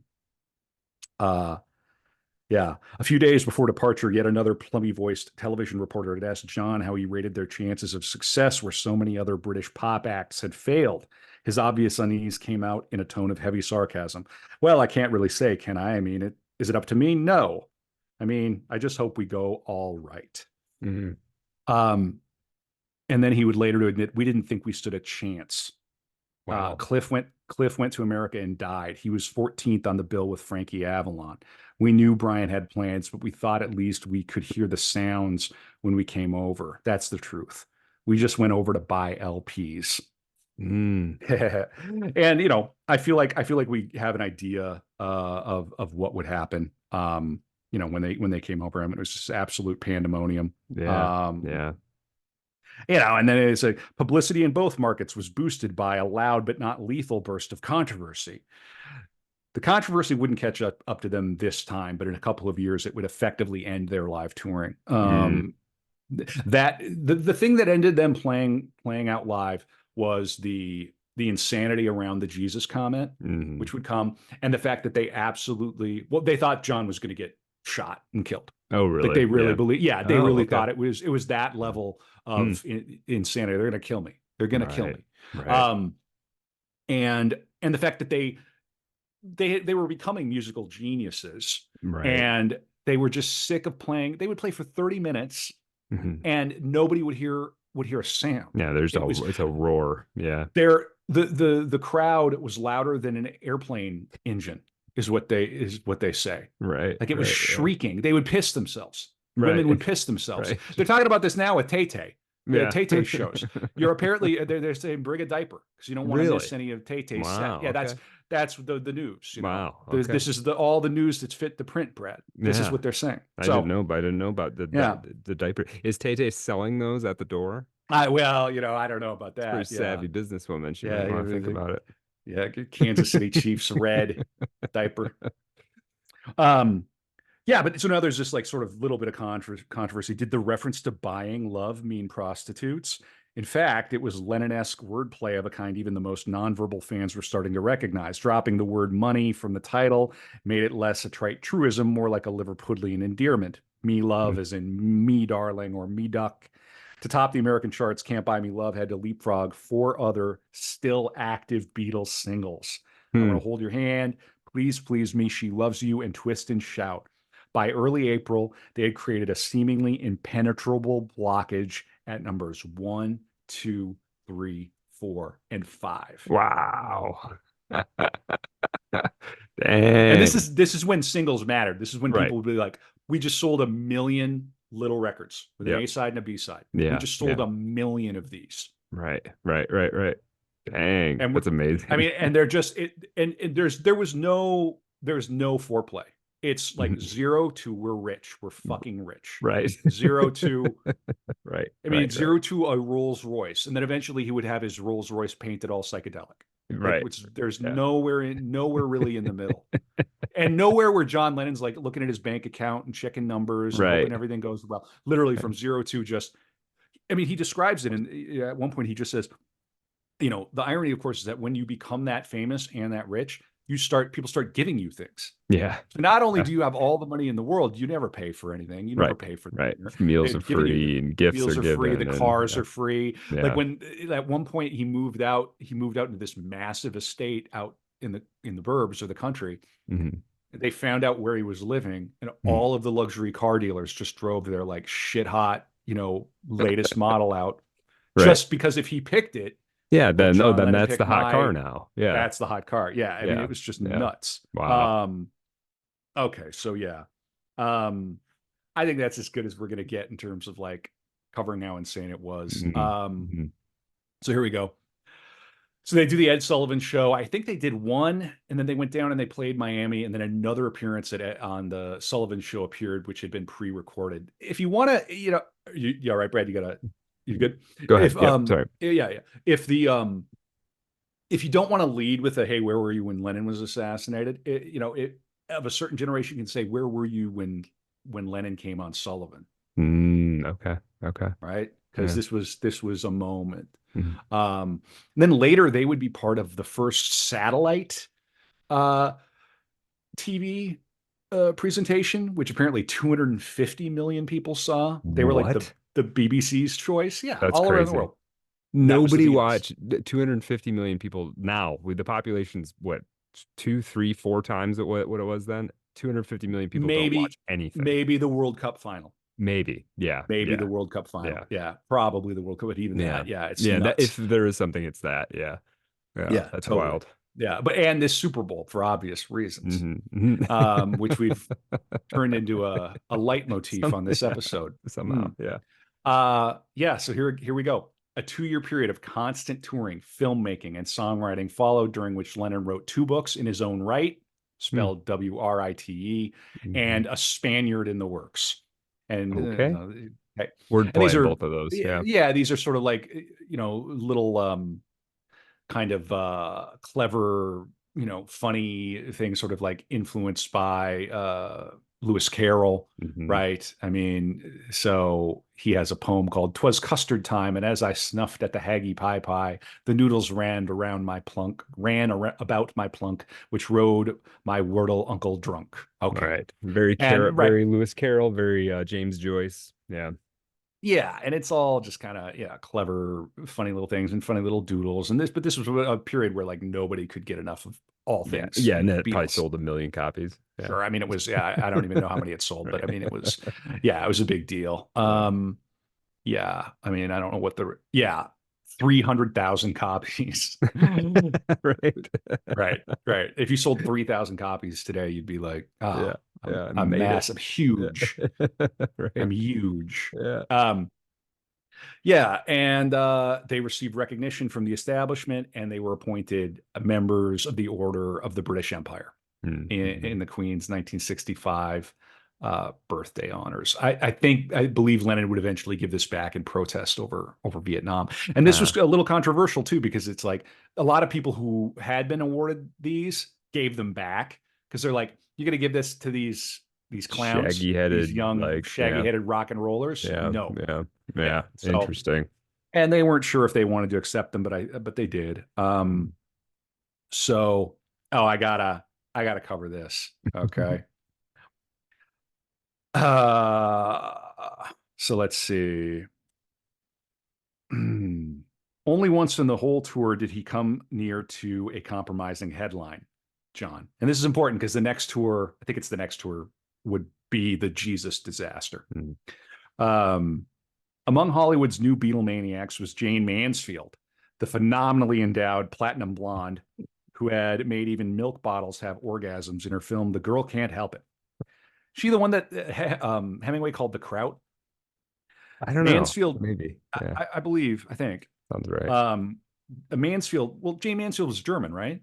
Am I I don't wrong? know. Let Oh, me look let's look her up up. Jane I don't know Mansfield. much about Jane Oh Mansfield. no, I'm confusing her with someone else. In any case, she's an American actress, singer, nightclub entertainer, and Playboy playmate. Mm. So and John Lennon fan. Yeah, okay. All right, yeah. So she turns up at a private party at the Beatles' rented Bel Air mansion. So that sentence tells you where we are now. Yeah. And spent most of the evening exercising her busty, breathy allure on John. God, I gotta take a trip or something. The following night, they went to the Whiskey a Go Go Club, traveling in an obliging policeman's cruiser. Oh, and at this point too, they're like when it's police escorts, the city's It's already. gotta I be. mean, Yeah. Yeah. bonkers. Yeah, Yeah. yeah. Yeah. Later, they would get in serious trouble in an Eastern country. I'll remember it at some point. It might have been Singapore, Mm. but where they were ensconced at the top of a hotel and they were invited to by the first lady to a party Mm. and they didn't show up Mm. and the national television broadcast the fact that they didn't show up and showed all the sad faces. They basically had blown off. They didn't think they were going to get out of the country alive. Wow. Oh man. Like people were kicking them at the airport. Wow. Yeah. Wow. Yeah. I It's want to literally like well, I mean, listen, uh, you can have all the money and all the fame in the world, but if you offend the first lady of like a country, you really yeah. have to think Yeah. about Yeah, it's a um problem. yeah. I want to make sure I get the country right. Well, who are you covering next, Brad? Robert E. Howard, the guy who Oh, invented Conan the Cimmerian and multiple other characters. Should be a fun one.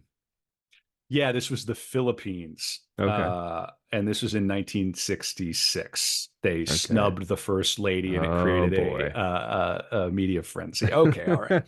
We're not quite there yet, but that's the kind of stuff that we're going from like playing the cavern and Yeah. beating the shit out of this DJ Yeah. to offending the first lady Right. of the Philippines and them Yeah. nearly like Almost being putting murdered by the a populace. bomb on your plane. Right. Love it. Give me a fraction of that. I'll be Yeah. fine with that. Um, so Yeah, you do have to wonder. yeah, At some point, John must have said, I know he said, I want to be rich and famous, but at some point, he must have said to himself, I didn't mean this rich and famous. yeah, no doubt. No doubt. Oh, I lost the page of the thing that I wanted. I need to find that page. It's so important. So hang tight while I do, because this is where they meet one of the most famous Minnesotans of all time. Oh, Who what do Prince. you think? What do you think? No. No, What it's do you too think early for happens Prince. with what do you think happens with Bob Dylan? Well, you know the story, right? Well, Bob Dylan introduces them to marijuana, right? There you go. Yeah, Dylan, yeah, then 23, was the most spellbinding new voice in American music. Okay, we know that. Yeah. yeah. And he comes from respectable Jewish parents in Minnesota, but they both he and John, hid bottomless wells of anger and aggression. Well, Both were compulsive writers of prose and poetry. Both wore horn-rimmed glasses in private and Lennon caps in public. The other Lennon, mm, mhm, VI Lennon. mm, Um, both played mouth organs. John's hidden in his pocket. Dylan suspended before his mouth in a metal frame. Uh, yeah, and right when Dylan's journalist friend Al Aronowitz talked to John back in February, he had instantly seen Bob's English reflection through the looking glass and across the sea in the land of Left Hand Drive. So mm. there you go. And they had been fans of Dylan, and he shows up, and they had like dabbled with weed, but apparently they had just like stems and like Yeah, garbage. They didn't really actually ever have weed, yeah. and they start to loosen up. And yeah, this is funny. Dylan thought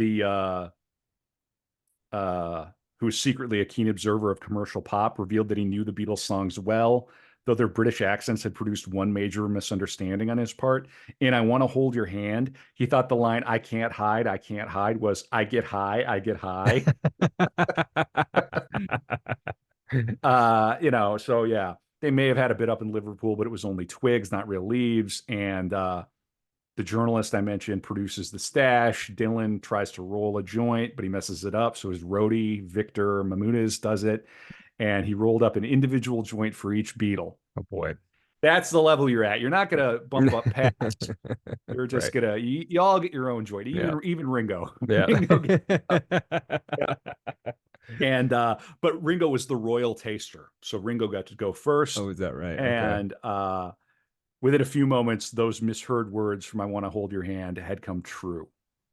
Uh, Brian, deprived of his managerial dignity and poise, could do nothing but slump on a sofa, repeating, Oh, I'm Brian so got high. stoned too. Oh, yeah. Yeah. Oh, All yeah. right. I'm so high. I'm on the ceiling. Paul, in one blinding flash, understood the whole meaning of life and Mhm. ordered Mal Evans to follow him around, making a careful note of everything he said. On John and Ringo, That's wait, some real first time you got stoned stuff right there. yeah, Yeah. yeah. Is this what it's like to be relaxed? Oh my God. Right. I'm freaking out. Um, on John and Ringo, the sucked in drafts of sage scented smoke had a rather simpler effect. Neither of them could stop laughing.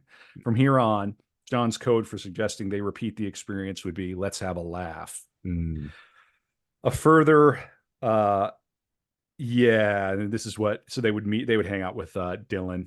And let's see here. This fellow would say, if ever Bob got together with the Beatles after that, John was always the one he zeroed in on. He knew who was the leader of the band. So there mhm. you are. Okay. So the Beatles get high, kind of a big deal. It is a big deal. Uh, it is a big deal, Huge cultural repercussions for that. without a doubt. Yeah. And from Minnesota to the top, baby, to the Mm, toppermost to the poppermost, as they yeah. would say. Mm, Um, so let me see.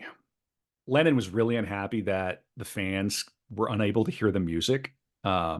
and he felt like they were not, their stuff was suffering. Sure. This is where they produced "Help," about which he would say it's a song. Mm. In 1965, he said, "I meant it. It was me singing Help." He would put on weight. He would later refer to this as his fat Elvis period.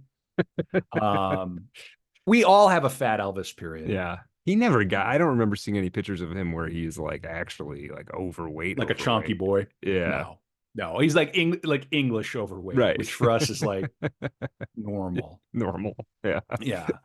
Uh, so he sort of felt that he was subconsciously seeking a change, and this Mm. is you already get a flavor of how intense this was and how ultimately the relationship with Yoko would have for someone like John. I now understand, having read all this material, why the relationship with Yoko would have almost this preternatural uncanniness. Like the only thing that was going to break him out of this perpetual like adolescence that the Beatles thing had trapped them in Hmm. was a relationship as intense as that, I think. And it's not fair to blame Yoko for that. Right, right, Um, right. I think she did introduce him to heroin. We'll come to that. So it's like, okay, maybe don't do heroin. He never Yeah. shot up. Okay. He would only snort. Okay. But you know, Yeah, that's yeah, people will seem to say John's heroin use broke up the Beatles as much as anything else. really. So yeah, it's not Yeah. it's never just one thing. It's not No, like that's true. yeah, there's multiple things at play. All right. Well, I can literally, you talk about the Beatle mania level fame. I could see wanting to just not do that anymore. Oh yeah. Well, I Yeah. mean, especially after like you have all the money in the world. Yeah. I mean, they quit doing it in the middle of doing it Right. because Right. they quit being a touring band like this next tour Hmm. because of what's about to happen Hmm. in my story of Hmm. this. Hmm. So like they and then they think and thank God they did because the experience of singing "I Want to Hold Your Hand" to a million people on tour or whatever the number would be Yeah. over a year in terms of history and like what we benefit from now, them Mhm. going into the studio is way more important and valuable. And Yeah. and you get from that period where they quit touring to Sergeant Pepper, you see a direct connection. It's like, oh, we'll pretend it's kind of a live. We'll give people kind of the feeling of a live Right. experience, but in their living rooms on their turntables. Yeah. And now you Yeah. can go on Spotify Hmm. and hear Sergeant Pepper anytime you want. So Yeah. okay, Yeah. yeah. Yeah. Yeah, but then, and then 5 years later, it's like they're done. Mm. Because how could you be a Beatle forever, man? Right. It's just Yeah. it's It so seems to run heady, their it's so course. Yeah. crazy. Yeah. Um, all right.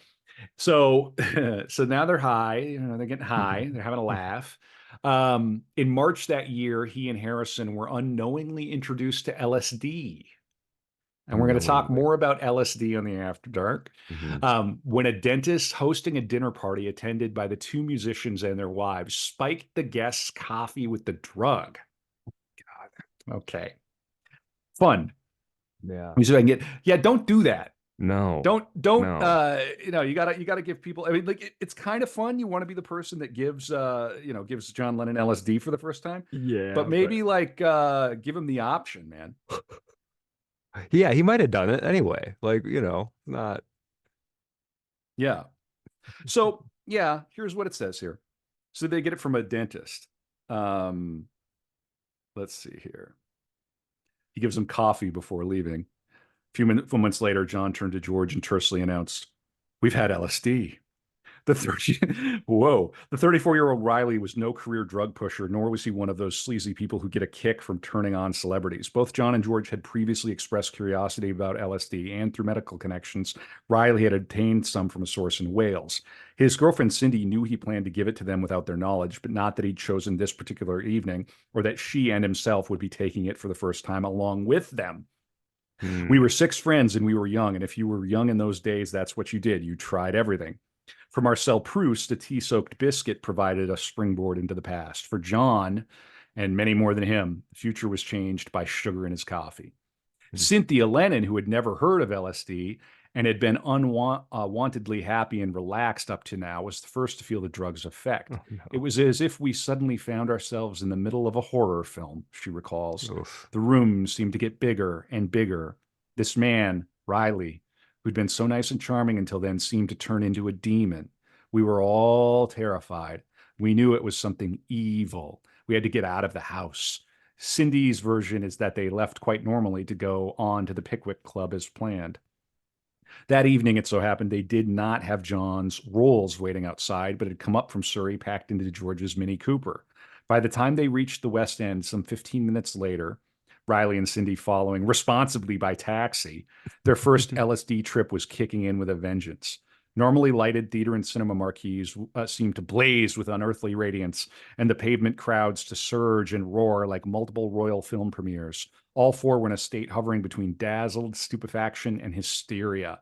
Patty, as a rule, the sanest of young women, was seized by his desire to smash shop windows. We were Mm. cackling, John would recall. We were just insane. We were out of our heads. And neither would remember arriving at the Pickwick Club and all the rest. Hmm. Um, yeah. And then they show up and then they and Ringo's there, sober. I like that. Yeah. Okay. And Ringo's just and stoned out of his mind. right, probably yeah.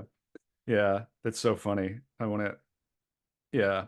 As they sat in the club telling Ringo about the fiery lift, their elevator was on fire. It Oh, seemed that man. their table began to alter shape. Yeah. Okay. So this is a drug that that John really likes and Okay, that makes starts to sense. do a lot of. And Cynthia is not that into it. She's like, I don't ever want to do this again. Hmm. She had a real bad trip. Hmm. It was not good. Uh so there you go.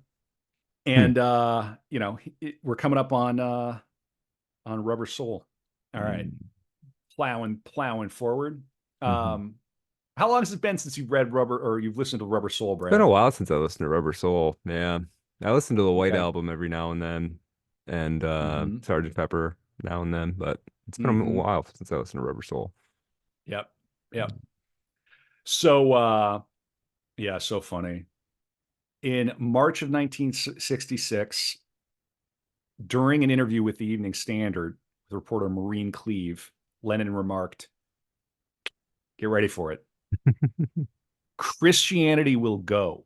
It will vanish and shrink. We're more popular than Jesus now.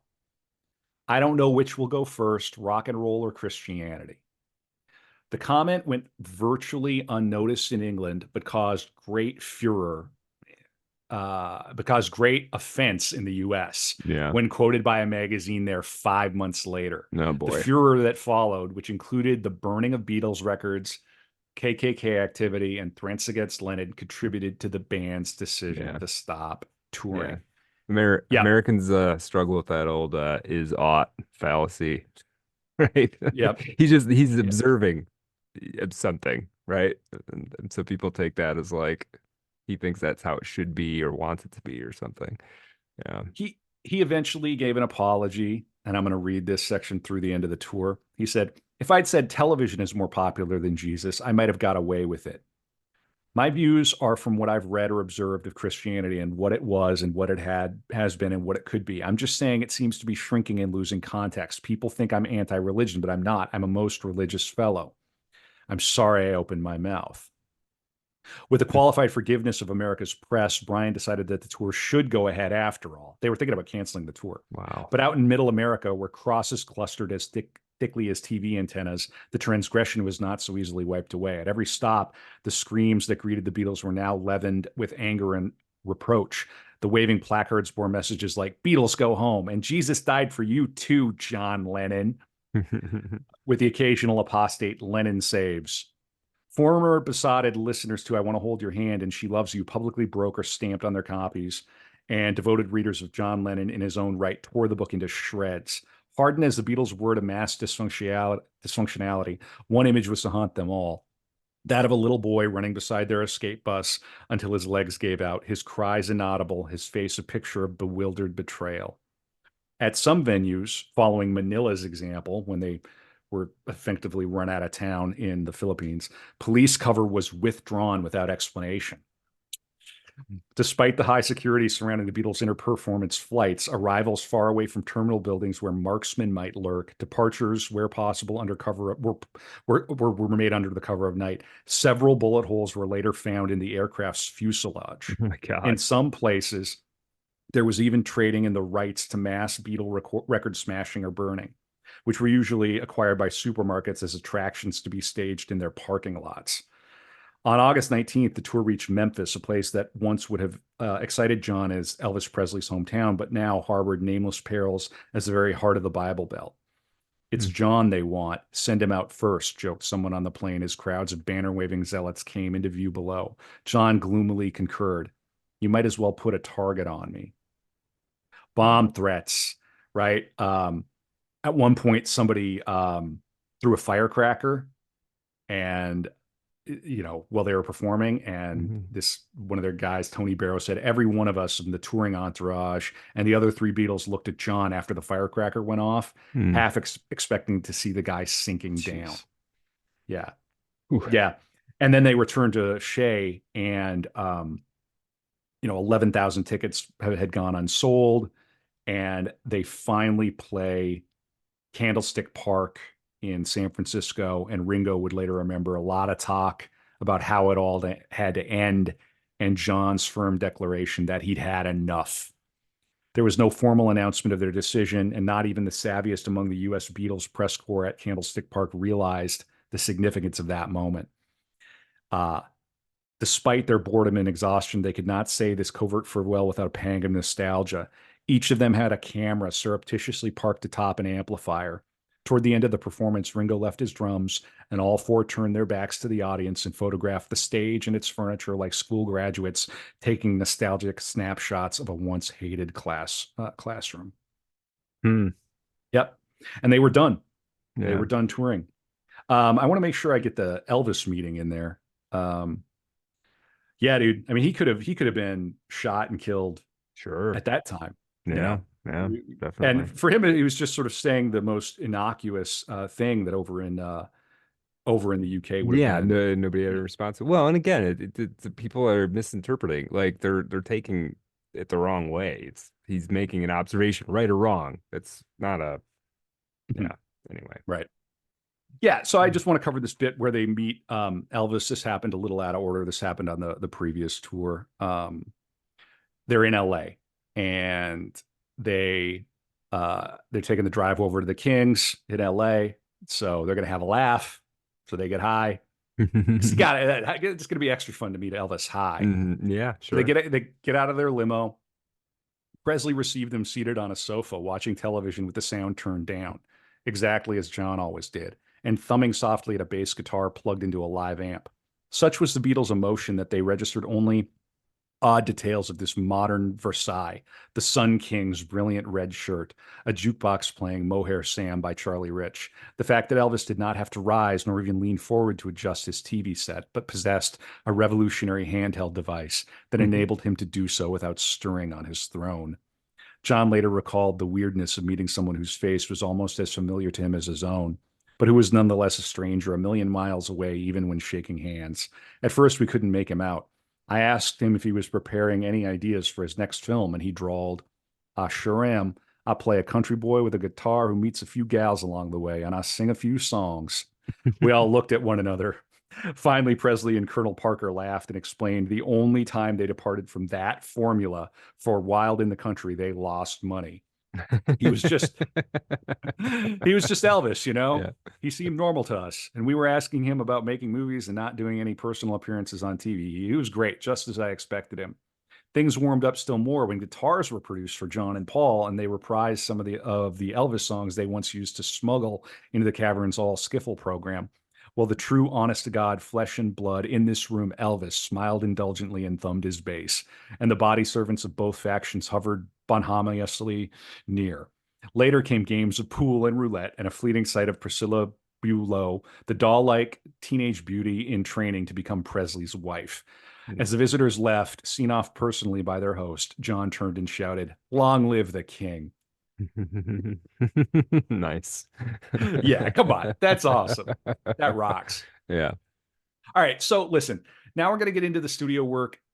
We could devote an entire episode just to this period. We could devote an entire podcast just to this period of the Beatles Yeah. in the studio. Mm. They make Rubber Soul, which is just an absolute banger, and that's really the album where their their songwriting genius is completely apparent. Mm. Um, Mm. Lennon, so we're in 1966, final concert in August. He's part of an anti-war black comedy called How I Won the War. Mm. He's dabbling in being in a film. He rejoins his bandmates. They start recording. He's increased his use of LSD. Okay. Um, and according to author Ian MacDonald, his continuous use of the drug in 1967 brought him close to erasing his identity. Yeah, that'll happen. Yeah, you know what I'm talking about, don't you, Well, Brad? assuming you can't be doing something like that all the time. Yeah. But John Lennon can. Yes. John Well, Lennon yeah. has a Rolls Royce Uh, and a driver. Abbey Road Studio at his beck and call. it's never a school night for John Lennon. Yeah. Yeah. Right. It's Yeah. always Saturday in John Yeah. Lennon's world. Yeah. Yeah. That's something we laugh about. Jerry Seinfeld at one point about Brooklyn. He said it's always Saturday in Brooklyn. We laugh Yeah. about that. Yeah. Yeah. Yeah. Yeah. Um, the year 1960, and I just have to reiterate how fast this has gone. That's crazy. Yeah. Nothing else like it. Yeah. Nothing else Yeah, like no, it. when I was a kid, you get like familiar with the Beatles kind of slowly, and it's all just this like it's the music, but it's all this iconic imagery. And you just have a sense of like, oh, they were kids, they looked like this, they played these kind of poppy, catchy songs. And then they were like went through this crazy evolution to the end. And in your head, it must have been 20 years, 30 years that this process took place. And you look at it, it's like 8 years. How like It's like the whole thing 12 years. right. And yeah, which is nuts. Yeah. And yeah, it's just bonkers. Um, and then this period where it picks up, where it just seems to go so fast. Mm, 1967, they released Strawberry Fields Forever, which Time magazine hailed for its astonishing inventiveness in the group's landmark album, Sergeant Pepper's Lonely Hearts Club hmm Band. And hmm we skipped right past Revolver, which is not cool because Revolver is Yeah, Revolver's great. insane. Yeah. Revolver, a lot of people have said now say Revolver's Mm, their real opus. mm, They're both great albums. I mean, you just yeah. listen to Revolver, Rubber Soul Revolver, Pepper, hmm Let It Be, and Abbey Road mm, for sure. Those are mm, all must. hmm Um, I gotta move on, man, because Yeah. we're gonna run out of time. So in late June, the Beatles performed Lennon's All You Need Is Love as Britain's contribution to the Our World satellite broadcast. I got the number wrong. And that was Mm. in front of an international audience estimated at up to 400 million people. Uh, and he wrote this, intentionally to be, a simple song. All you need Right. is love. Do, do, do, do, do. Yep. It's Um, crazy. it made formal his stance about war, and it became the anthem for the summer of love. Um, the Beatles were introduced to the Maharishi Mahesh Yogi, and they went to an August weekend of personal instruction at his TM seminar, Transcendental Meditation Mhm. Seminar in Bangor, Wales. Um, it is at that point that Brian Epstein dies. Epstein And didn't kill himself, though. no, this well, Okay. yes and no, right? That Okay. very good, Brad. I saw what you did there. Very good. Yeah. Brad is on Twitter at Art of Dark Pod. At Art of Dark Pod. Yeah, actually do he does a great job with the Twitter. You got to follow. Yeah, so uh I have to talk about Epstein's death because this is huge. Let's see here. Do do do.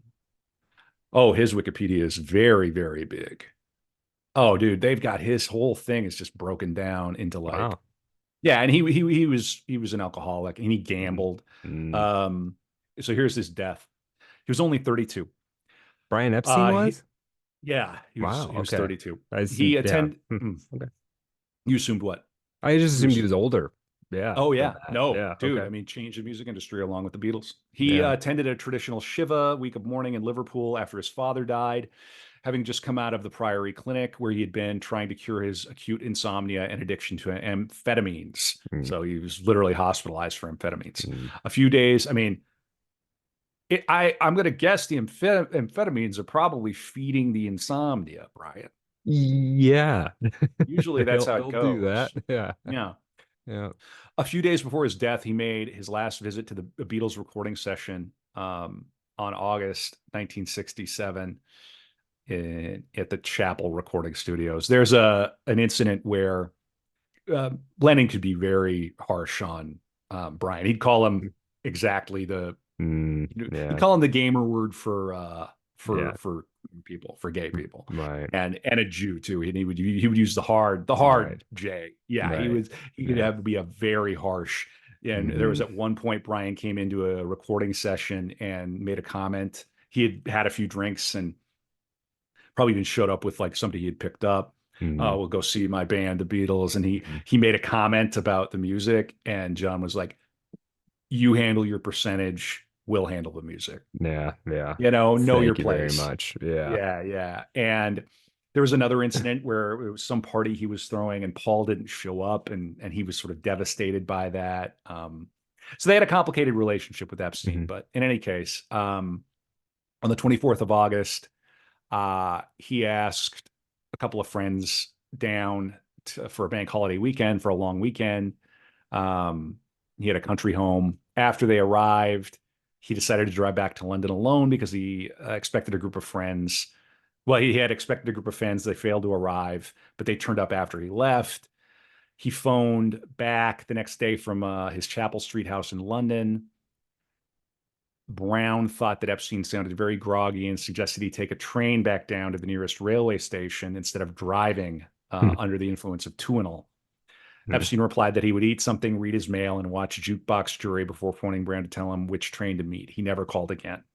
Epstein died of an overdose of carbitrol, a hypnotic preparation Hmm. combining the barbiturate pentobarbital with the bromide cabrimol and alcohol Hmm. in his locked bedroom on the 27th of August, Wow. 1967. Sorry, let me back up. Epstein sort of killed himself.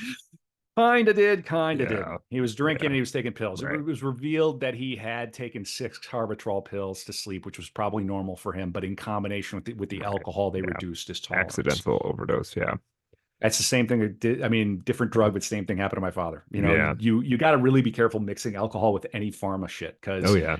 if your heart skips a few beats and you're dead asleep and it doesn't pick up, you just die in your sleep. And Yeah. it's, yeah. Or you vomit, you choke in your own vomit. Right. Um, so yeah.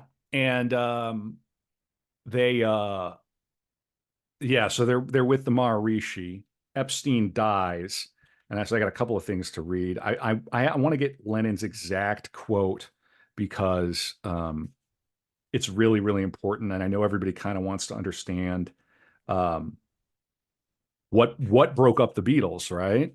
Hmm. And let me see if I can get the exact quote from Lennon. Mm, I'm probably just gonna have to ad lib it, but basically when Epstein died, Lennon was like, "We're fucked. Right. Because it We don't was. know we don't know how to do any of this." Hmm.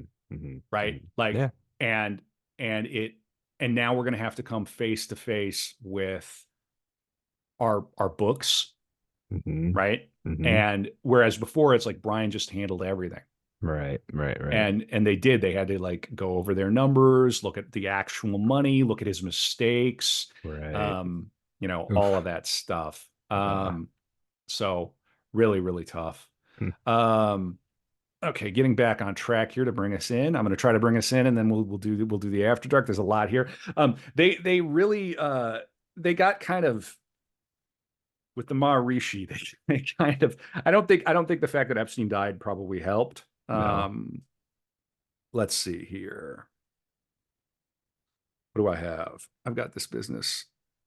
Oh, this is the party that Paul didn't show up at. Okay, so we're with the Maharishi. Um,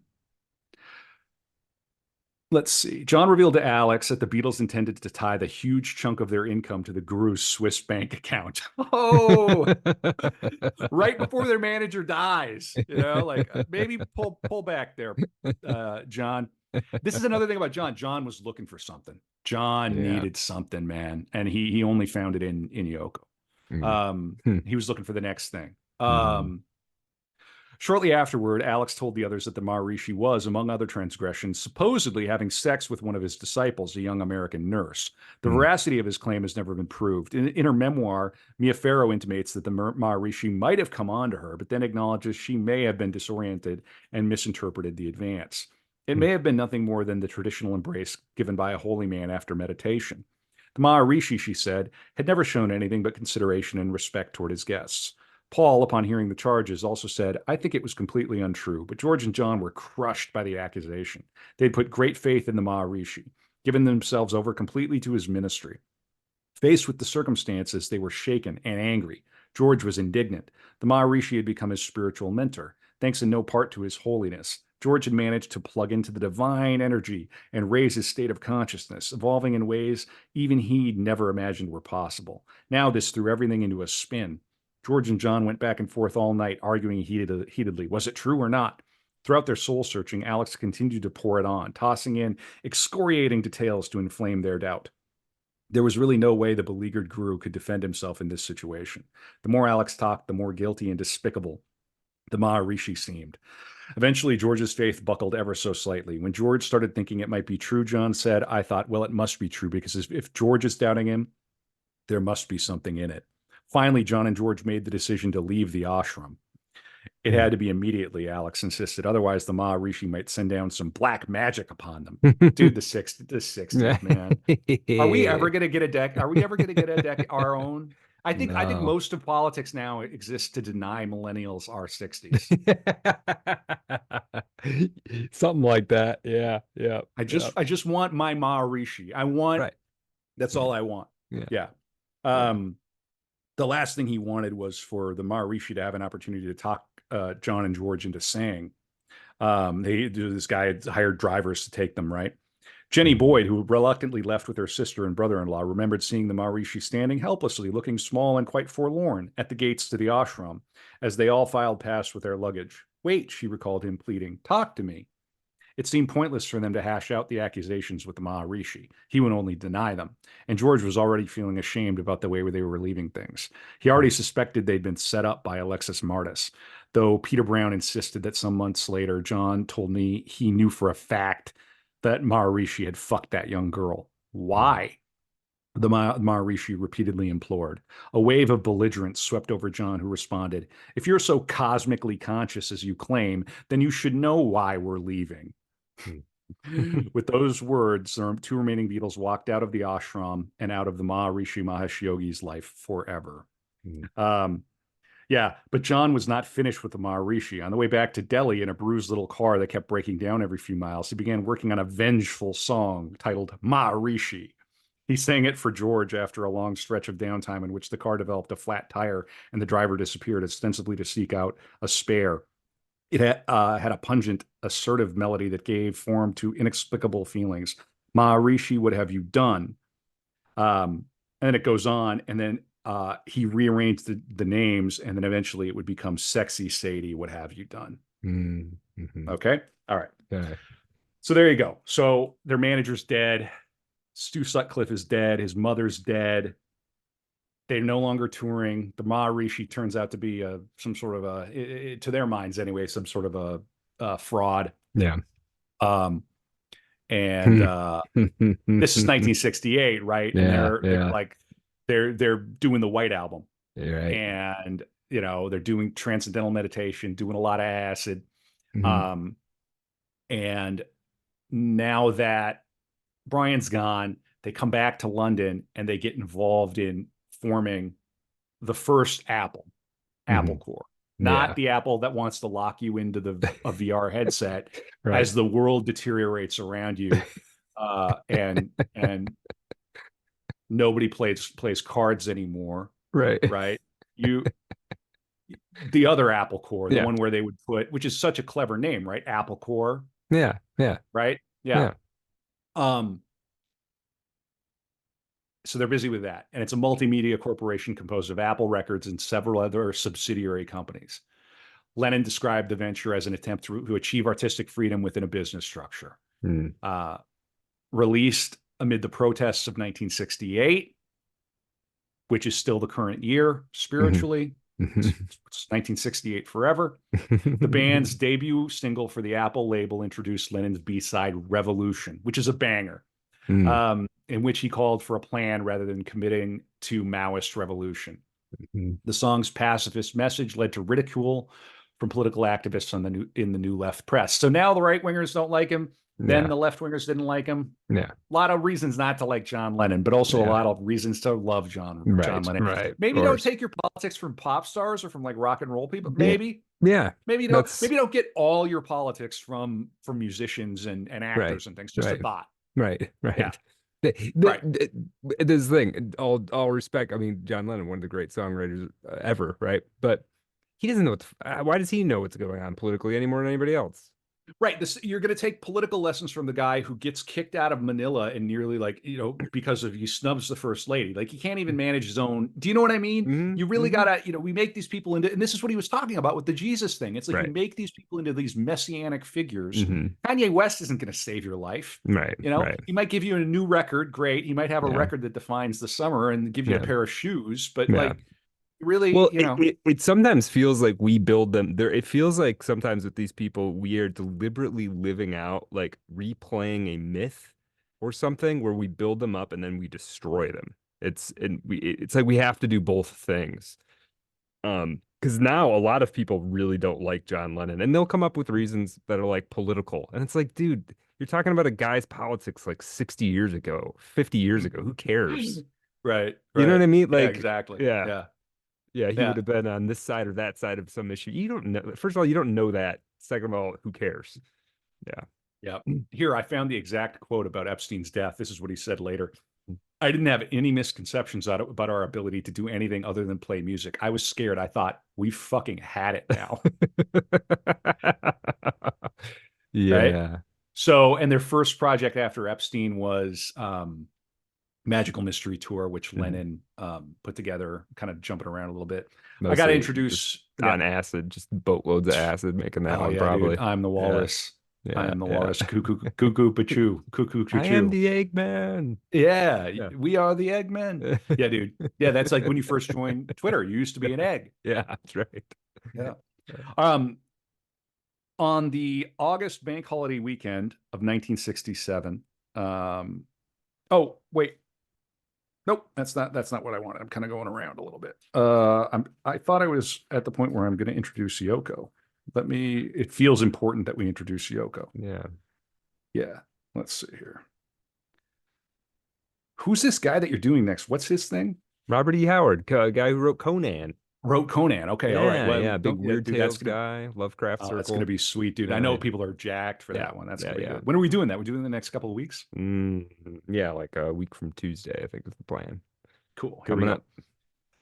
The woman destined to transform the rest of John's life was born in Tokyo on February 18th, 1933. Japanese family names precede given ones, so until her late teens, she was known as Ono Yoko. The kanji word ko means child, and Yoko can translate as either ocean child or positive child. This particular infant certainly was to know little self doubt and traverse many oceans, weathering tidal waves of hostility and misunderstanding along the way. Like John's, Yoko's early years were dominated by class, and like him, she was was to construct a public persona far removed from her true origins.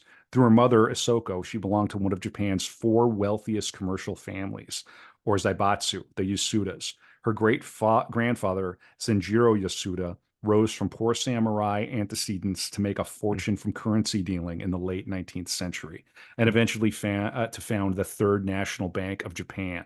Sanjuro was a nationally admired figure, a gifted musician and poet, far ahead of his time and always acknowledging an equal partnership with his diminutive wife.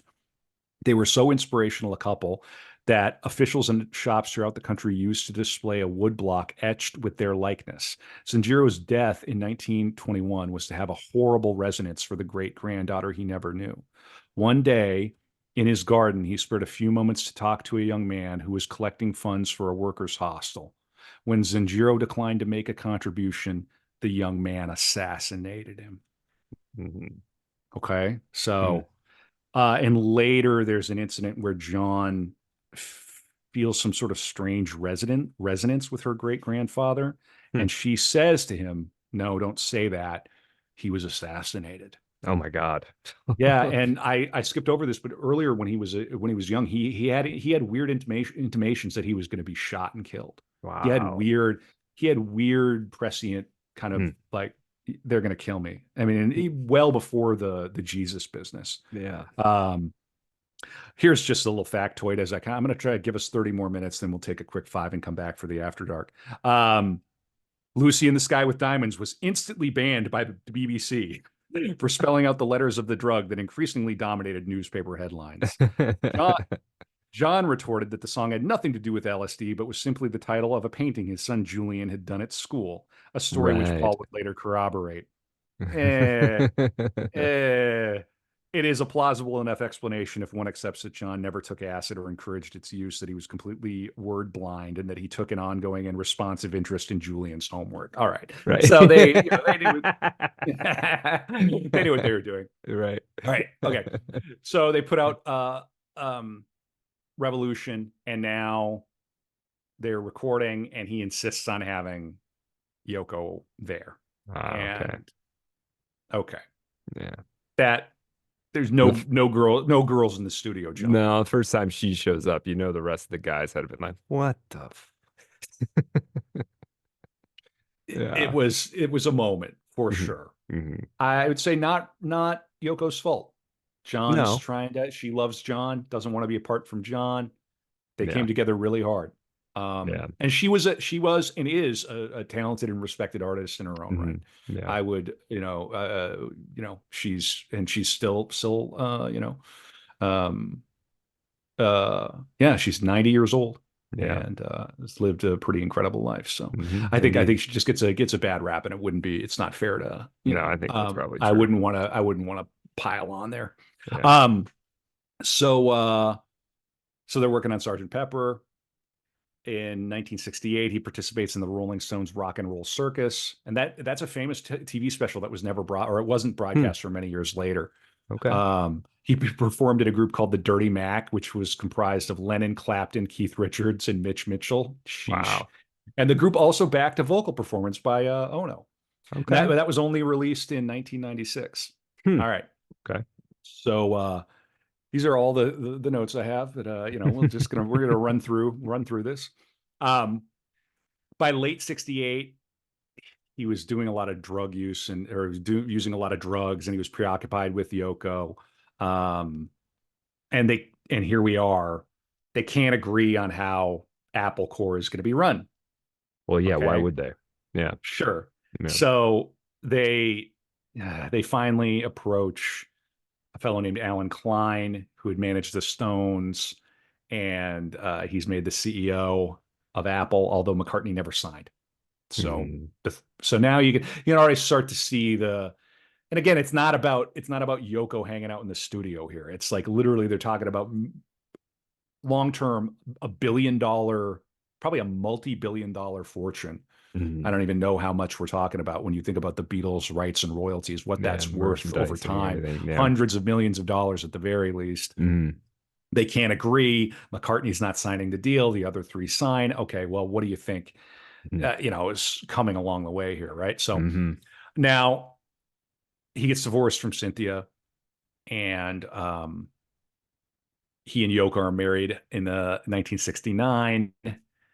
They released a bunch of lithographs called Bag One, and she's a conceptual artist. She's the Right. kind of person who like gets up on stage in a paper dress and Yeah. lets people cut pieces of paper off the dress, or has Right. somebody do it, and that's her piece, right? That's Yeah. her thing.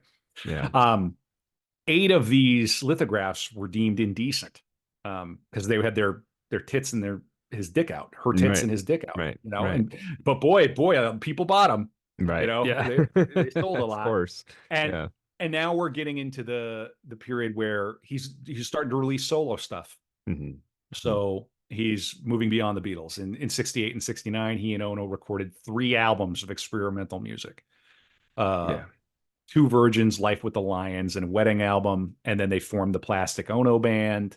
Mm. And now they're releasing this live piece in Toronto. They're going to ultimately do this Give Peace a Chance, which is their anti-Vietnam anthem. Hmm. Wrote a song called Cold Turkey, which documented his withdrawal after he became addicted to heroin, and Hmm. Instant Karma, which is a banger. That's a great Instant song. Yeah. Karma, gonna get you. So Hmm. he's doing heroin Yeah. with Oh boy. and sort of Yoko introduced him to heroin. He initially, when she mentions it, and what's one of the things we say on this podcast, never do heroin, Never right? heard. Yeah. Never do heroin. He was afraid of needles, and she's like, no, you can just snort it. And he's like, all Mm. right. Oh. Oh. Let's Okay. Yeah. oh okay. And and Uh. there are comments from the other Beatles that's kind of like, yo, this was causing problems. Sure. This is not good. Yeah. um oh man, every single page, I'm gonna sing the praises of this Philip Norman biography again. Hmm. All right. Yeah. uh Get it. People want to Dude, dive yeah, deeper. really. Get I it. mean, the only way we were able to do this podcast is because of actual biographers. We were Hmm. just doing a profile podcast. Yeah. So Yeah. um let's see. Lennon left the Beatles on the 20th of September 1969, but agreed not to inform the media while the group renegotiated their record contract. Mm. He was outraged that McCartney publicized his own departure on releasing his debut solo album in April of 1970. And they wouldn't speak for a number of years. They were kind of frenemies for a while, or Yeah. they were estranged for a minute. They Well, they were finally taking kind of shots at each other on records, weren't they? Like, Oh yeah, yeah, yeah, yeah. yeah. Yeah. Lennon's reaction was, Jesus Christ, he gets all the credit for it. He later wrote, All the credit for breaking the band up. Like, for breaking up the Beatles. Yeah. okay. And I this is think what he's I'd let Paul have that one if he wants to take it. Yeah, Yeah. really. Take the heat. For once, Paul can take a little heat. Yeah. Yeah. Here's what he said. I started the band. I disbanded it. It's as simple as that. Okay. Well, Uh, in a December 1970 interview with Jan Wenner of Rolling Stone magazine, he revealed his bitterness toward McCartney, saying, I was a fool not to do what Paul did, which was use it to sell a record. See, he mm, always has this mercenary side to yeah. John Lennon. So he's got this big idealist, tripping, kind of lefty, anti-war flirtation, but he's like, I should have done it to sell a record. But in a way, he's Hmm. sort of taking a shot at Paul too. So, yeah. Yeah. Yeah. Lennon also spoke of the hostility he perceived the other members had towards Ono, and how he, Harrison, and Starr got fed up with being sidemen for Paul. After Brian Epstein died, we collapsed. Paul took over and supposedly led us. But what is leading us when we went round in circles? Mm, All right. okay. So there's a lot more about the breakup. We could speculate about breakup stuff all day. Now we're getting into it, but we're going to move on and close out the Beatles period. John had something really interesting to say about the 70s, or about the 60s and what the 60s meant. But I just want to read from this other book from Bob Spitz, The Beatles. Um, and this is in an interview. Do you foresee a time when Lennon McCartney becomes an active songwriting partnership again? No. Have you plans for live appearances with the Beatles? No. Is your break with the Beatles temporary or permanent due to personal differences or musical ones? Personal differences, business differences, but most of all because I have a better time with my family. Temporary or permanent? I don't know. Are you planning a new album or single with the Beatles? No. Do you miss the Beatles and George Martin? Was there a moment when you thought, wish Ringo was here for this break? No. The Daily Mirror headline shot around the world: Paul leaves the Beatles.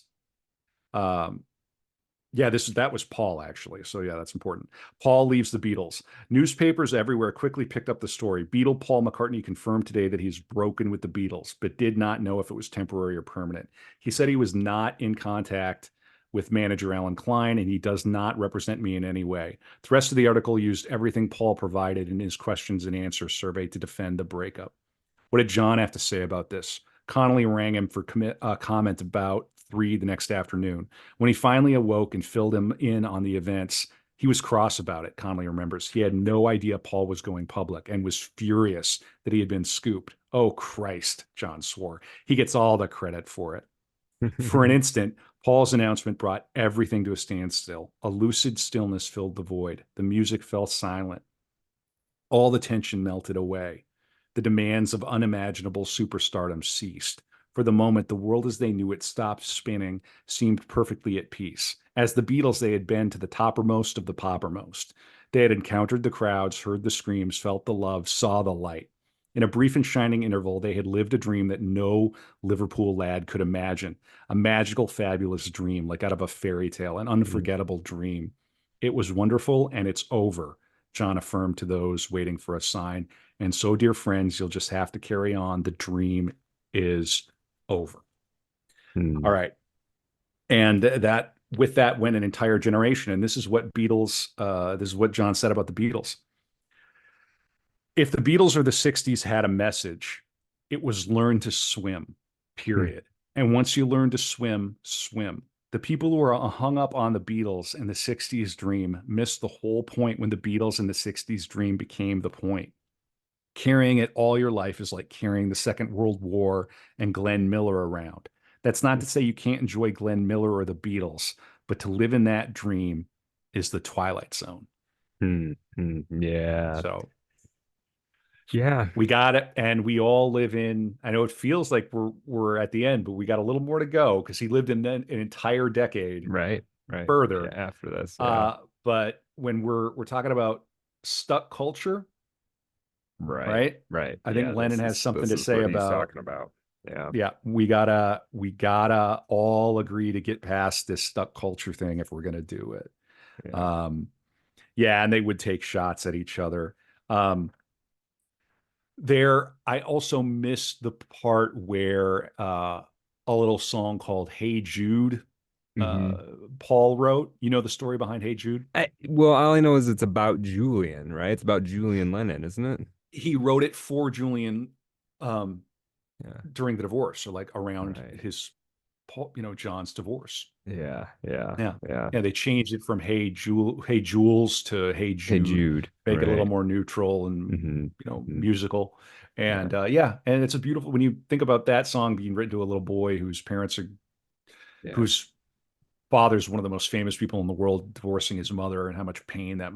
Right. Right. represented. That's a Um, beautiful song. Yeah.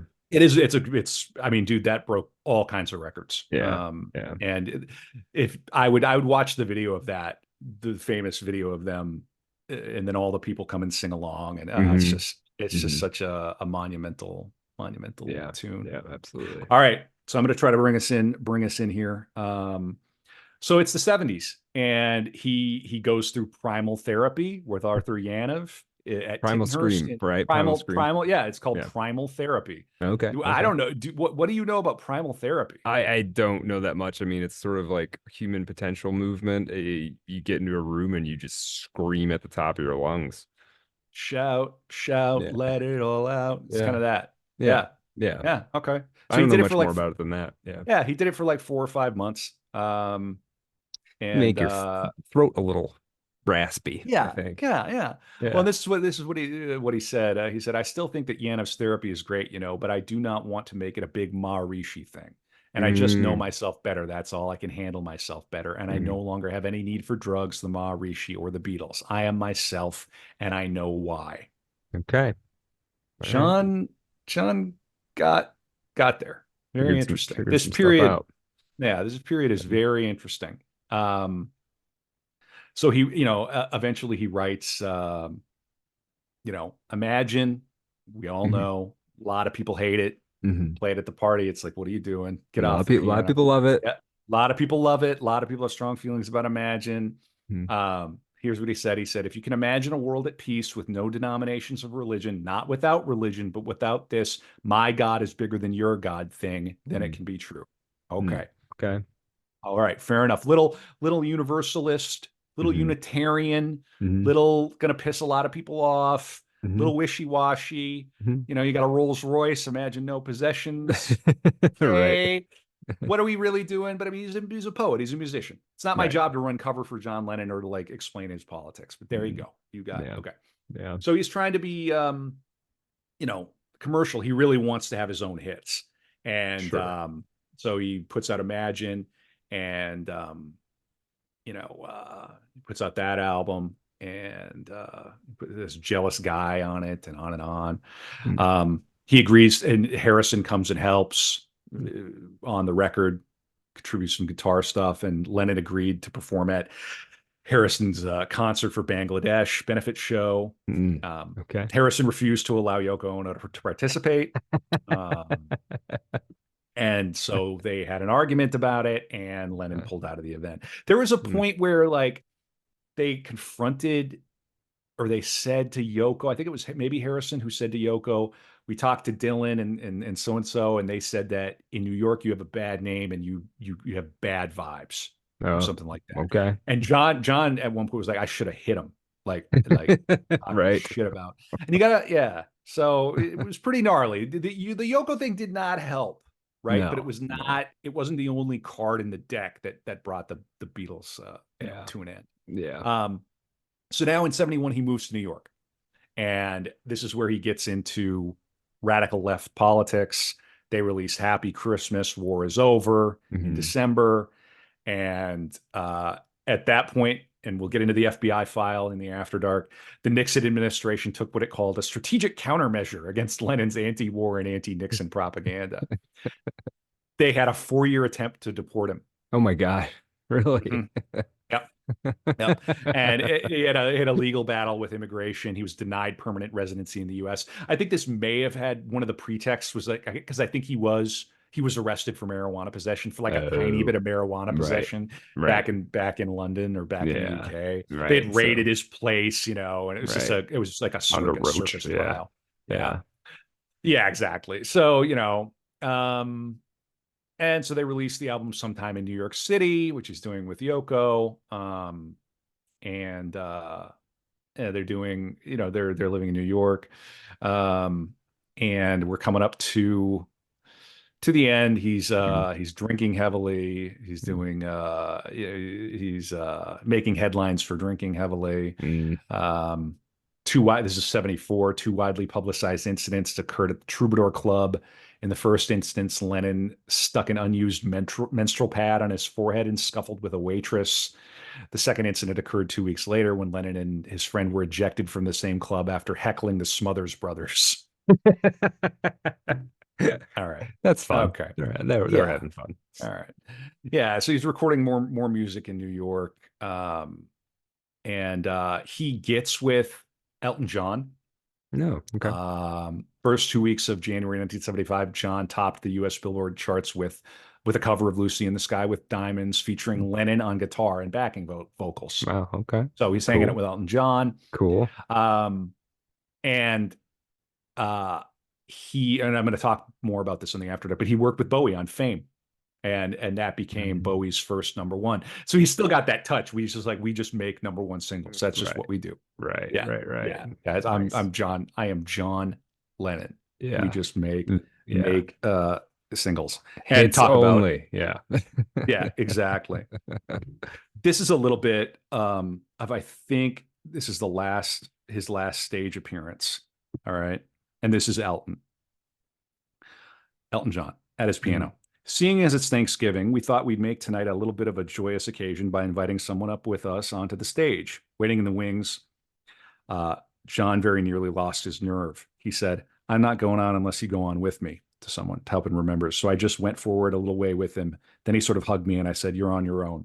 As John walked on stage, the house lights went up and 18,000 people rose to their feet with a roar and thunderous stamping that shook even that applause hardened edifice to its core. I think this is at the Garden.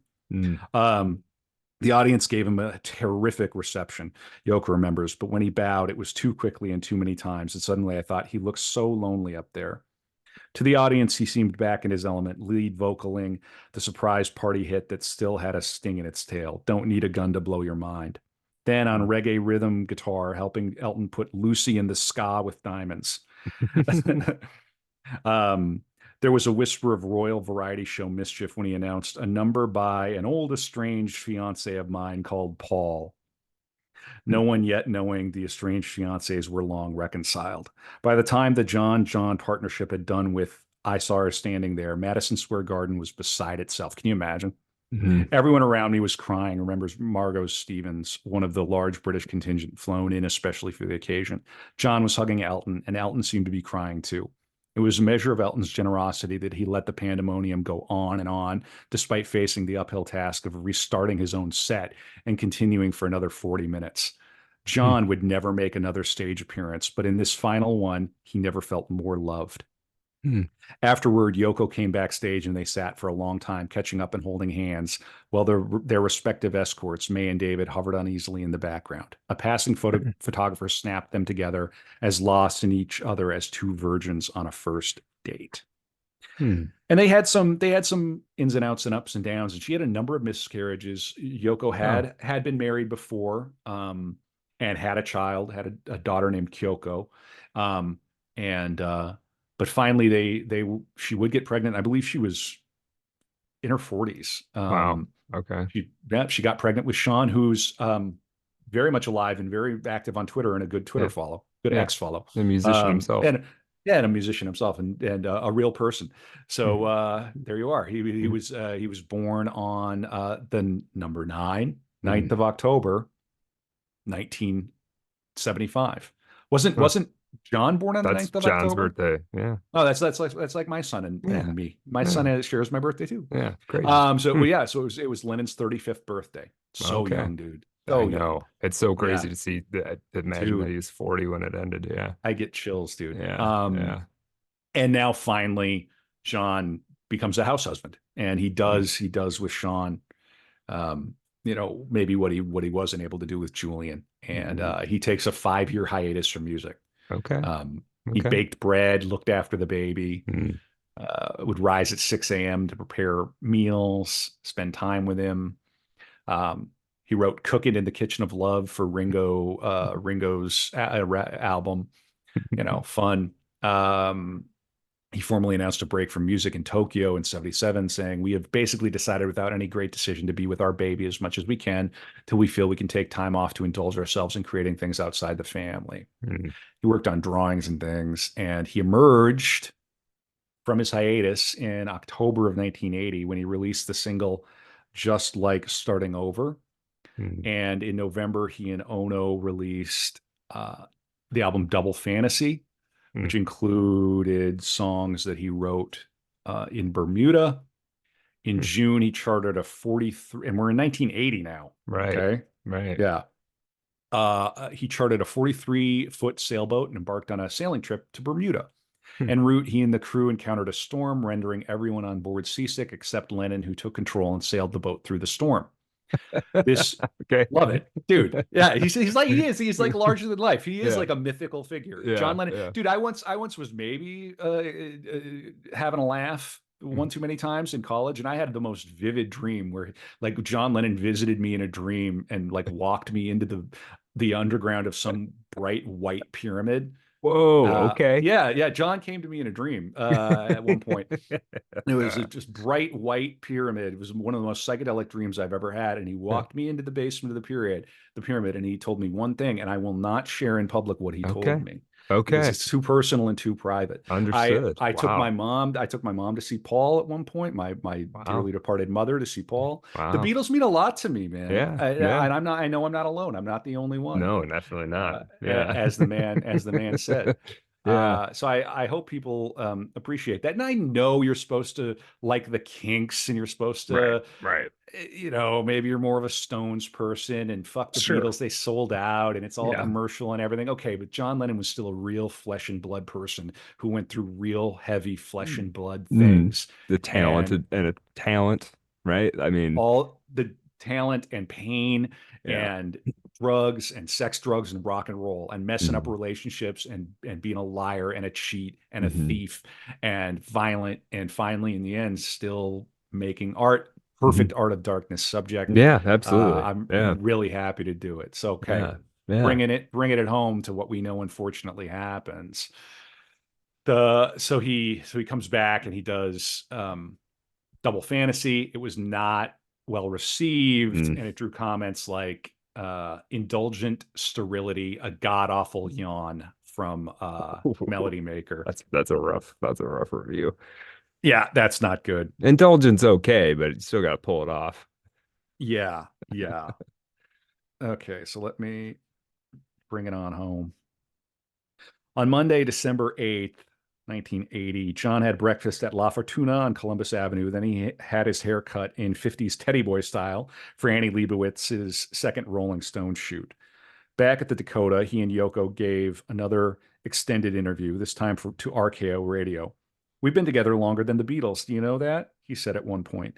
"People always think in terms that John and Yoko just got together and then the Beatles split. We've been together longer than the Beatles."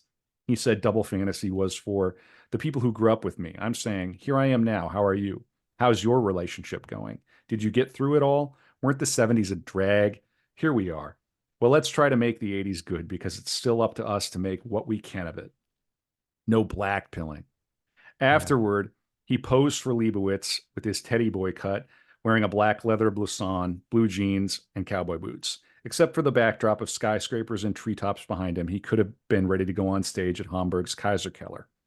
At about 4 p.m., he set off with Yoko for the record plant, hitching a ride with the RKO team after the non appearance of their own limo. As John got into the car, Chapman, Mark David Mm. Chapman, appeared, held out his copy of Double Fantasy, and was rewarded by a scribbled autograph. "Is that all you want?" John reportedly asked him. The moment was captured by an amateur photographer from New Jersey named Paul Goresh, who habitually staked out the Dakota and had once conned his way inside posing as a video repairman. Chapman would later say that he had meant to deliver his retribution then, but John's niceness temporarily disarmed him. John Mm. spent the next 6 hours working on a Yoko song originally meant for Double Fantasy called "Walking on Thin Ice." During the early evening, David Geffen popped by to say that despite its apparent mixed reception, the album was about to go gold. John also found time to telephone Aunt Mimi and talk further about his imminent homecoming. He was pleased with the night's work and had cassettes of the track made to take away with him. When they stopped work at around 10:30, Yoko suggested having dinner at the nearby Stage Deli, but John wanted to return to the Dakota first. The last thing he had on his mind, she remembers, was getting back and seeing Sean before he went to sleep. On Mm. his way out of the record plant, he paused to sign an autograph for the switchboard operator, Rabia Vincent. There seemed no safer direction to be heading than home. The December night was exceptionally mild, and shadowy figures could be seen at the corner of West 72nd as usual. Instead of driving through the arch to the safety of the inner courtyard, the limo drew up at the curb. As John got out, Chapman came forward, still clutching his autographed copy of Double Fantasy. He softly called Mr. Lennon, then produced a .38 handgun, dropped into the two-handed combat stance familiar from innumerable cop movies, and fired 5 shots. John kept walking, went up the stairs, into the porter's vestibule, then collapsed on the floor, scattering the cassettes he had been carrying. A few seconds later, Yoko burst in screaming, "John's been shot!" The young duty porter, Jay Hastings, rang the alarm that connected to the police, then knelt beside John with thoughts of trying to administer a tourniquet. This being clearly futile, Hastings gently removed John's glasses and covered him with his porter's jacket. 2 cruising police cars were at the scene within minutes. Unlike later specimens of his kind, Chapman had not taken his own life, but was leaning against the Dakota's brickwork, calmly reading The Catcher in the Rye, on whose flyleaf he had written, "This is my statement." His gun and copy of Double Fantasy lay nearby. John was put into one of the squad cars and taken to Roosevelt Hospital on West 59th Street, with Yoko following in the second car. He was rushed into the ER, but at 11:07 was pronounced dead. Mm. For days afterward, up in apartment 72, whenever the kitchen door opened, 3 cats came bounding forward to greet him. And that is the life and death of John Lennon. Wow. And I've never actually heard the story of that assassination like laid out like that, man. Oof. Yeah. yeah, not fair. Yeah, No. bad move. Don't do No. that. Terrible. No. Really, truly a gone too soon kind of a thing. And I will Yeah. get sentimental about that. Terrible. Yeah. And who knows Yeah. what if he and Paul could have got together Yeah. again? Well, and he could have kept making good. I mean, I never really listened to Double Fantasy, but there was a New York Live from New York City album sometime in the 70s. That's a banger. Double Fantasy has some good stuff on it. It Is immediately went to #1, of course. Yeah, I mean, sure. immediately. Yeah. I mean, Yeah. yeah, and the fact that it happened at the end of 1980, the first year of the 80s, seems to portend some real evil. Yeah. And forget about the Beatles. I mean, he had a son Right. who's still with us, and Right. you take away a father from a son. Here's what Right. what Sean had to say, and then I'll wind it down, and we'll come back for After Dark. What are his favorite John Lennon songs? Those have changed as I became more of a musician. The ones that I loved when I was a kid, loved, were Watching the Wheels and Woman, Oh Woman. It just sort of shimmered. It felt like a dream. There's something that was so sweet and sparkly about that major chord change. And I remember knowing that he wrote it about my mom and feeling just love, almost like a golden light, the love he had for my mom. That song broke my heart after he died. I couldn't listen to it for about 10 years without getting upset, because I was there when he recorded that. And I remember coming into the universe. I remember it coming into the universe. And I remember how when he died, Double Fantasy was all over the radio. You couldn't get away from it. Every time I heard his voice, it was like a knife in my heart. It hurt so much. And it took me a good 10 years before hearing his voice wasn't an incredibly difficult thing. Mm. And he admits it still is. If I'm at a party and someone casually puts on Sergeant Pepper, it's hard for me. I can't just hang out, drink wine, smoke cigarettes, and listen to those songs. I'm not saying it's less intense for my mom, but she had him. She had a relationship with him. I think what hurts for me so much is that I didn't. And it really hurts to hear his voice and hear him sing. I have to feel very strong to deal with it. Mm. It's so beautiful. And it's my dad. It's that resonance of voice that I remember from my childhood, the first voice I ever heard. It's the first voice I ever heard speak English. It's the voice from which I learned to speak English. Yeah. Just one more. Sean admits he had little to do with the millions of people for whom his father has become a secular saint, or who speak the name John Lennon in the same breath as Albert Schweitzer or Nelson Mandela and create monuments to him of every kind, from an airport in Liverpool to a tower of light in Iceland and a graffiti wall in Prague. My mom doesn't really understand why I don't want to meet those who worship John Lennon, why I don't want to visit the John Lennon tribute concerts or go to the John Lennon museum. It just hurts too much. I've sung This Boy as a tribute at a tribute concert because I love the song and I'm a professional musician. I can do any gig I'm asked to, but I don't like doing it. It's not that I don't want to honor him because I feel like my whole life is a living tribute to him. But to go to a museum or see a movie that depicts his life, it just hurts. Watching a show about him on Broadway for me was like going naked through the flames of hell because those memories that I have of my childhood are so important to me. To see them co opted to make a diorama in a museum or a Broadway show makes me feel like I'm being violated. He accepts it's his duty to support Yoko in administering and protecting the legacy. If I owe it to my mom to do it, I'll do it because I love her the most. But on a spiritual level, it doesn't enrich my life to do interviews, to do tributes in museums, and have my experience of my father turned into media. Mm, I don't read books about him. I don't need to see movies or shows about him. I don't need to prove to the world that he did all these things. And I don't think he'd be all that bothered that I've inherited his streak of rebelliousness. I have the music and I have the memories, and that's what is precious to me. I have them in my heart. mm, mhm.